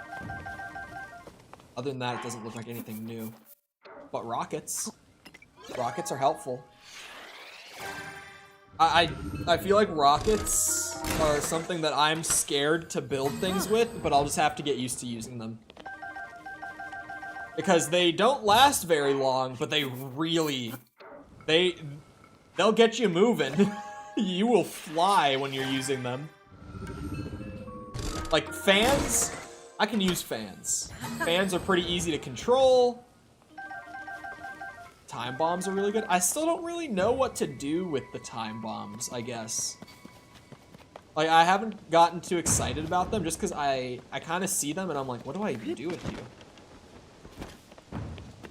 Like, what's the intended use? I also just remembered that I definitely should have gone back to, like, the Zonite refinery on the Great Sky Island, because I currently have 90 charged crystals. And, you know, if I go there right now, I could get another 10. I could get a battery expansion. I can fast travel to this, right? I thought I had to do the shrine to be able to fast travel back over here. So we will go do that right now. I can officially get an entire second battery. 6, like, slots total on my battery. Traffic is so bad. Well, it's New York. Did anyone see, it was, Prince Harry and Meghan Markle? I don't know her last name. I can never remember it right. But it was those two. Apparently recently, I think it was Prince Harry specifically, who was saying, like, the paparazzi was chasing them down so bad that they got in a taxi and had, like, a high-speed chase with the paparazzi while in New York City. To which everyone on the internet immediately said, "You're telling me that you drove over the speed limit in New York City? Like, how was there even light enough traffic for you to have a high-speed chase anywhere in the city? That makes no sense. Because it's New York City." I just thought it was funny when I saw people like, high-speed chase in New York. It can happen. I'm sure it can happen. But the odds seem, at least as someone who doesn't live in New York City, to be fair, but from what I understand about it, the odds seem fairly low that there was a high-speed chase. High speed is over 25 miles per hour. Yeah, in that city it is. I know what you mean though. But another thing with it was, like, there was no police report of it or anything. And I definitely feel like in NYC, if something like that does happen, there's no way that it happens and no one knows about it, right? Like, paparazzi sucks. It's honestly also, in my opinion, like, probably one of the most embarrassing jobs that you could have. Because if your, like, career is off of essentially being paparazzi, right? Like, going out to, like, get pictures, get quick, like, on the sidewalk interviews, like, just one question and sort of thing. You made a career out of, like, chasing around famous people. Like, it's kind of a sad career in a way. Like a grown man just chasing people as a career. Hold on. Get producing is what I want to say. Bad look to do that since this is the way his mom died. That was something else that I saw brought up with it, though, was maybe the chase wasn't, like, high speed, but because of that being the way that his mom died, being a car crash, it might have just really freaked him out. Like, that's a possibility. Worse that we, the public, consume their content. I don't know who does. Like, I don't know anyone who actively enjoys consuming that kind of content. Maybe that's weird that I don't know anyone like that, but, like, honestly, I don't know how it even is a viable career. Kind of sad they needed to escape in the first place. Yeah, paparazzi sucks ass. Like, even just thinking about just being out, doing your thing, like, going out to dinner. I don't know what the context of this one was, but say you're like out for dinner or whatever, right? And then all of a sudden someone's like chasing you around, taking pictures of you and shit. Like, that's just a pain in the ass, especially when you like get in a taxi to leave the place. In terms of this story, like you get in the cab to leave, and then they get in their car and they follow your cab around and are trying to take pictures like through the windows. Like, God, that sucks. But as much as that sucks, it definitely is more embarrassing for, you know, the grown man doing than the people who have to suffer. At least when I come across that, I'm just like, I could not imagine like making a career out of just chasing people around trying to get pictures of them. But yeah, magazines like TMZ, definitely. I mean, TMZ is a long-running show. Like, they have a very successful just show of them all, like, sitting in the office, just talking amongst the cubicles about random pictures or scoops that they got over, like, the last week or whatever. It's just legal stalking. It is kind of what it is. Thank you. Ruby shield for the win. I feel like this thing is never gonna break, because I'm just always going to have this for the entire game. The heat shield that I made is probably just gonna stick with me the whole way through. Stone slab shield? Are you serious? It says that it's already... Oh, it's a shield with a stone slab on it. I thought it was literally just a stone slab. I was like, what?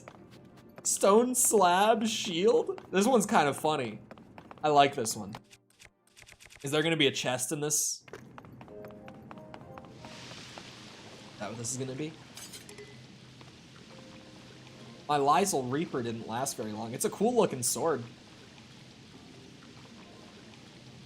Oh, a fusing suggestion? Yes. I've been on the lookout for like really interesting interactions that come from fusions. I just found out through sheer like me just being dumb and fusing random shit that if you put if you put a shield onto a spear, okay, that didn't work.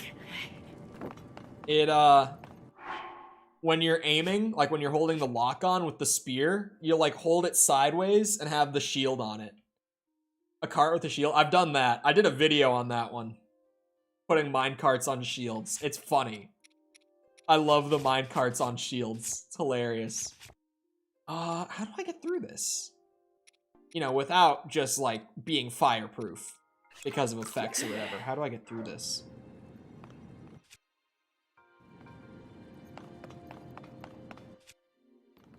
You... Of course you can, but will this...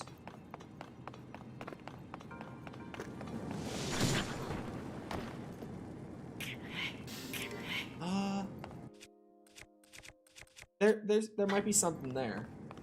Oh wait. Hold on.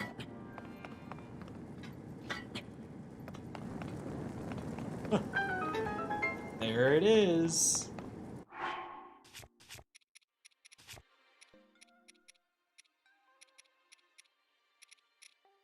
I was like, what is it? If not that, like, what are the resources that are being given here?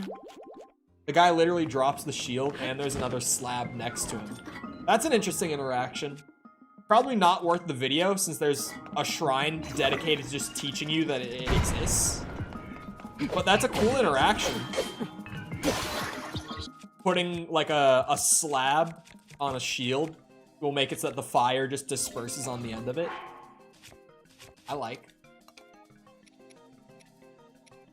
I don't want to use anything like crazy for just a standard like one-handed sword, but that's a good... Oh, I used an electric one by mistake, but I guess now it is a particularly neat sword. I just kind of wanted a sword, nothing special, but I kind of got something special by accident. Oops.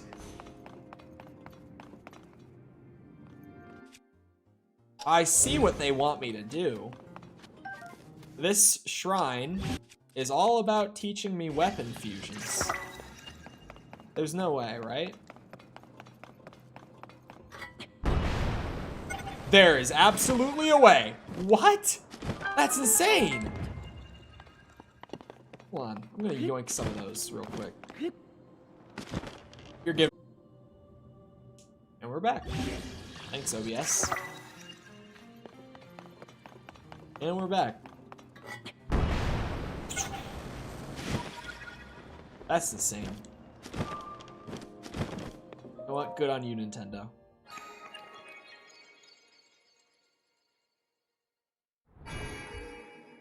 You put a spear on top of a big weapon when you make a giant radius blender? Probably.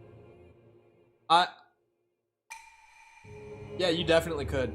You could spin to win. Imagine you get one of those two-handed weapons that uses only like half of the stamina when you're spinning, and you put a spear on that. I am now definitely going to do that the next time I find one of those like lower stamina cost two-handed swords. Or I guess two-handed weapon. My mic is cutting out. Oh, shit. Why is it doing that? Hold on.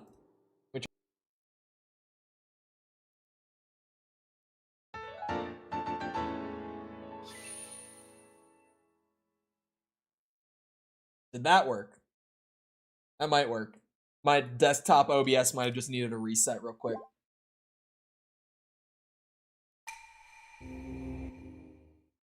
Interesting. It's all the audio? Really?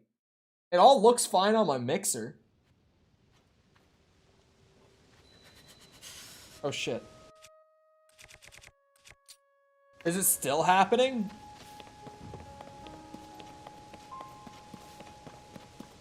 Okay, I'm gonna assume it's still happening. In and out. Okay. Let me reset this one then. This one's gonna make things look super broken. Hold on. Where is it? Here's the button I'm looking for.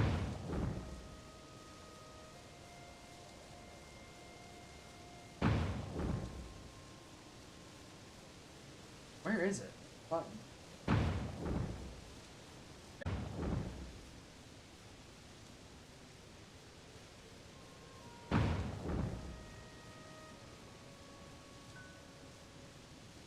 We'll see about that. I also just realized that you can see my bald spot because my hair got cut so short.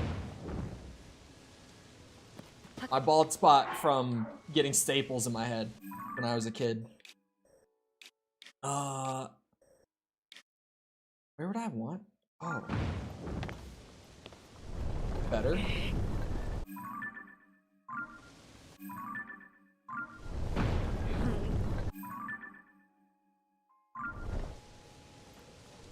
I would want it like there if I'm going to this thing. Still doing it? Why? Fall and split your head open?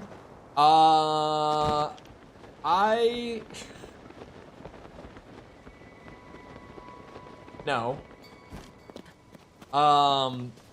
A shovel hit my head and split it.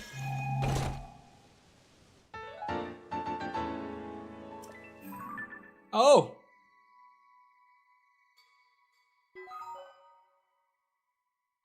There was more than one map for that one? Oh! That treasure must have been, like... Okay, it must have been, like, the mining shirt or something like that? The old shovel trick? Yeah, I took a shovel to the head. And that split it.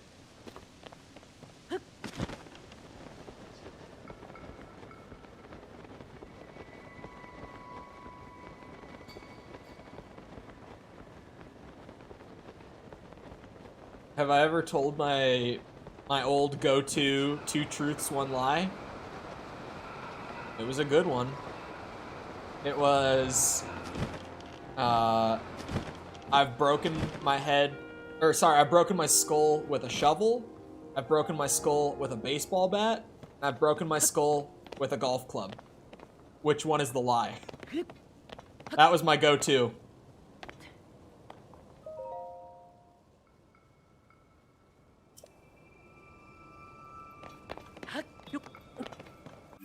Because I've got a scar on my face from breaking my eye socket as a kid. They're all true. It's a fake out. Baseball bat.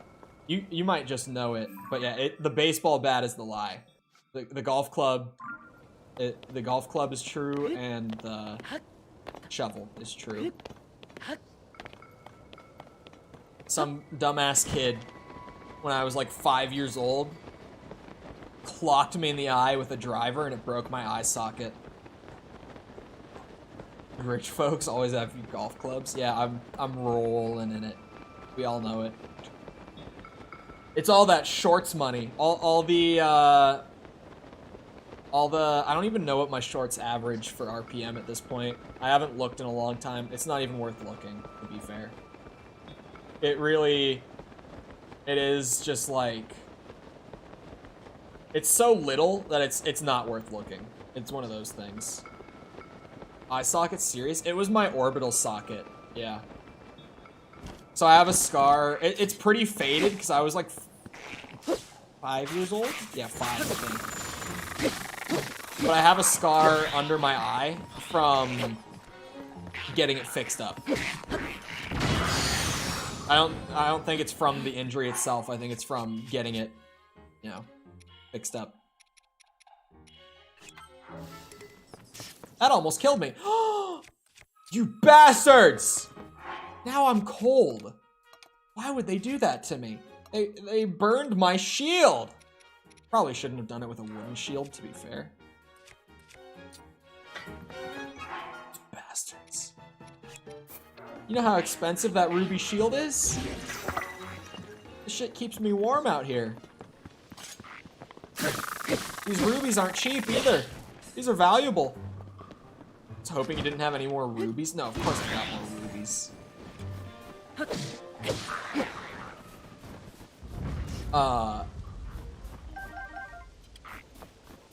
Talking about a second ago. Brain damage or something. With the fire jelly things, it might be cheaper. Oh, maybe. I did not do that. Ah, shit. Stay away. No, it's gonna... God damn it. Shouldn't my ruby shield keep me from getting frozen? Ice Keese eyeballs. These will be helpful.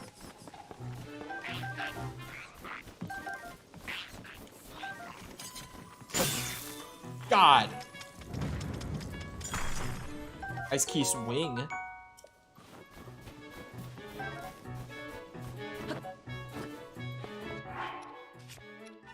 food. Why did that sentence make me hungry? It's okay, I've only got a few minutes left. For some reason, just saying where's my food at made me suddenly be like, huh, I'm hungry.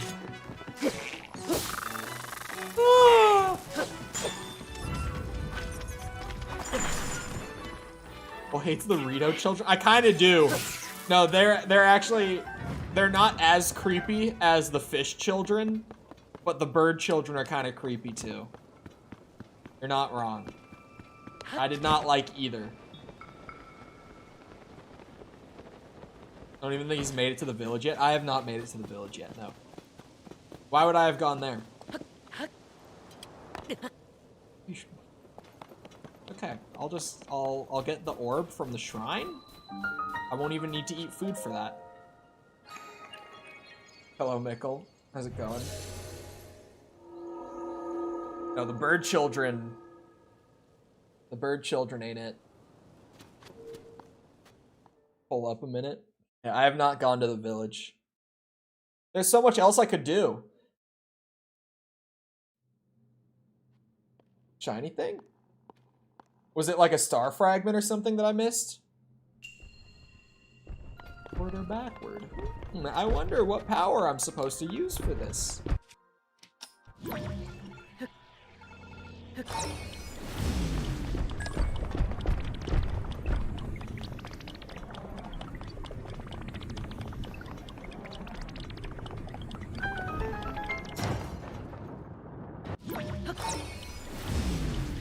Oh, I see, because it'll... I get it.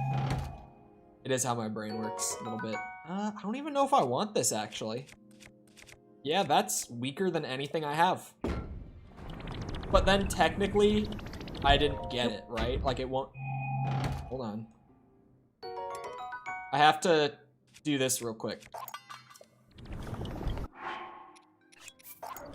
There. Now, technically, I have gotten it.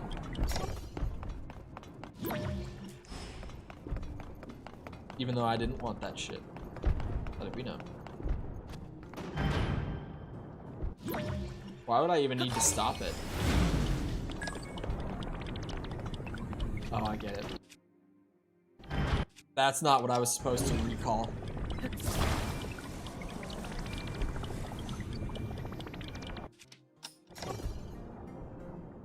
Oh, wait. Hold on. That is what I'm supposed to recall? But like this. You see?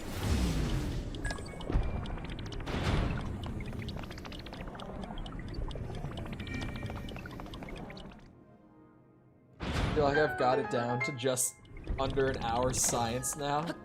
Just wait until people need more cake. There's always a cake resurgence. This one's easy.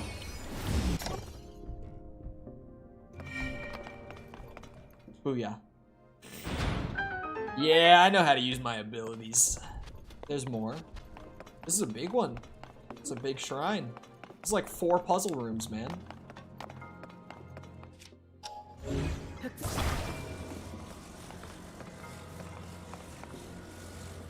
Damn, can't reach quite far enough.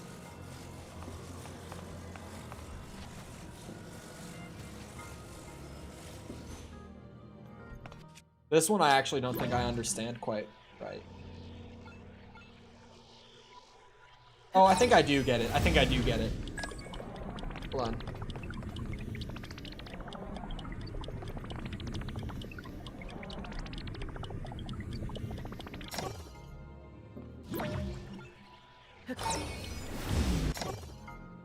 Yeah, I get it.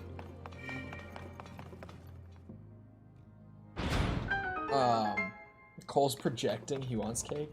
Now, I had a birthday cake recently that no one in the house ate. I had to eat the whole thing. I just had to work through that shit like 1 or 2 pieces a day because for some reason no one was eating that. And, you know, I don't want the birthday cake to go bad. I don't want to have to throw it out. So I had to eat like I said, like 2 pieces a day. Bro, I felt like ass after eating it. My body is so not used to eating like large amounts of sugar at a time anymore. It makes me feel sick whenever I do. Like I had a at a grad party that I went to like last summer. Cuz I've been like that for a while now. Cuz I kind of stopped eating sugary foods like a good while ago. For the most part. I still eat them. I just always feel like shit after eating them, but they taste good, so I still eat them sometimes. But last summer I went to a grad party for someone I knew from high school, and I had a root beer. Like a bottle, like a glass bottle root beer. It was delicious. But I was so, like, my body was not happy with me on that one. I felt so bad after drinking that. Felt awful.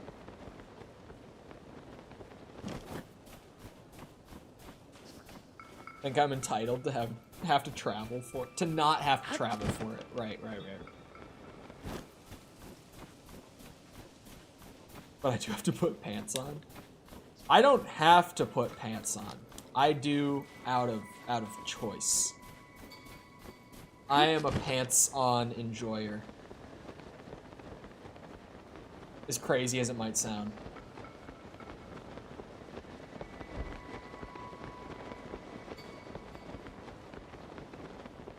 As soon as I land, I'm gonna save. I might as well just dive. And then I can start fresh on stamina, I guess. Whenever I pick back up. Work would be upset if I turned up with no pants. No one would be upset with me if I was working without pants. No one would know. I just enjoy having pants on. Anyway, I hope you guys enjoyed. If you didn't, oh my god. If you did enjoy it, and you haven't done so already, a choo-choo popped up immediately after I switched the screen. If you did enjoy and you haven't done so already, feel free to go ahead and leave a sub, come back another time. We're doing this, we're doing Jedi Survivor, but we're doing a lot more of this, because this game is a lot bigger. And newer, but a lot bigger. So feel free to come back for more of that stuff. Also, if you enjoyed stream, feel free to go ahead and leave a like on it. It helps out a lot with algorithm and stuff, more than people tend to think. So I'd appreciate it. I'm gonna pick up my mic because I've been editing VOD stuff somewhat recently, and I realized that when I'm not holding my mic, it sounds a lot worse than when I do voiceover. So here we are. What was I saying? Oh yeah, like the stream. Helps out a lot more than people think. So I appreciate it. If you've done so already, thank you if you're about to do so. I forget what I'm supposed to say next. Oh yeah. If you're looking for ways to engage with the community outside of YouTube, feel free to check out links in the description. Things like Twitter, Discord server, TikTok, any of that stuff's down there if you're looking for it. Jessica also just threw them in chat.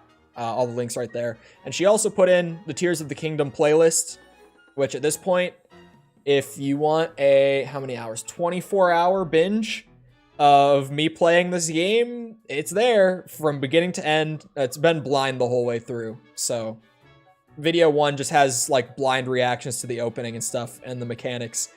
That's probably the most interesting one. Just seeing me check out Ultra Hand and stuff for the first time and like fuse weapons for the first time. That's probably the best one. No breaks, straight 24 hours of Tears of the Kingdom VODs. Anyway, once again, I hope you guys enjoyed. I hope to see all of you back here next time. I hope you all have the rest of your day. Thank you for coming to the stream. This is my reminder that I need to buy a boom arm because my mic sounds so much better like this than on the sitting on the desk. Anyway, goodbye.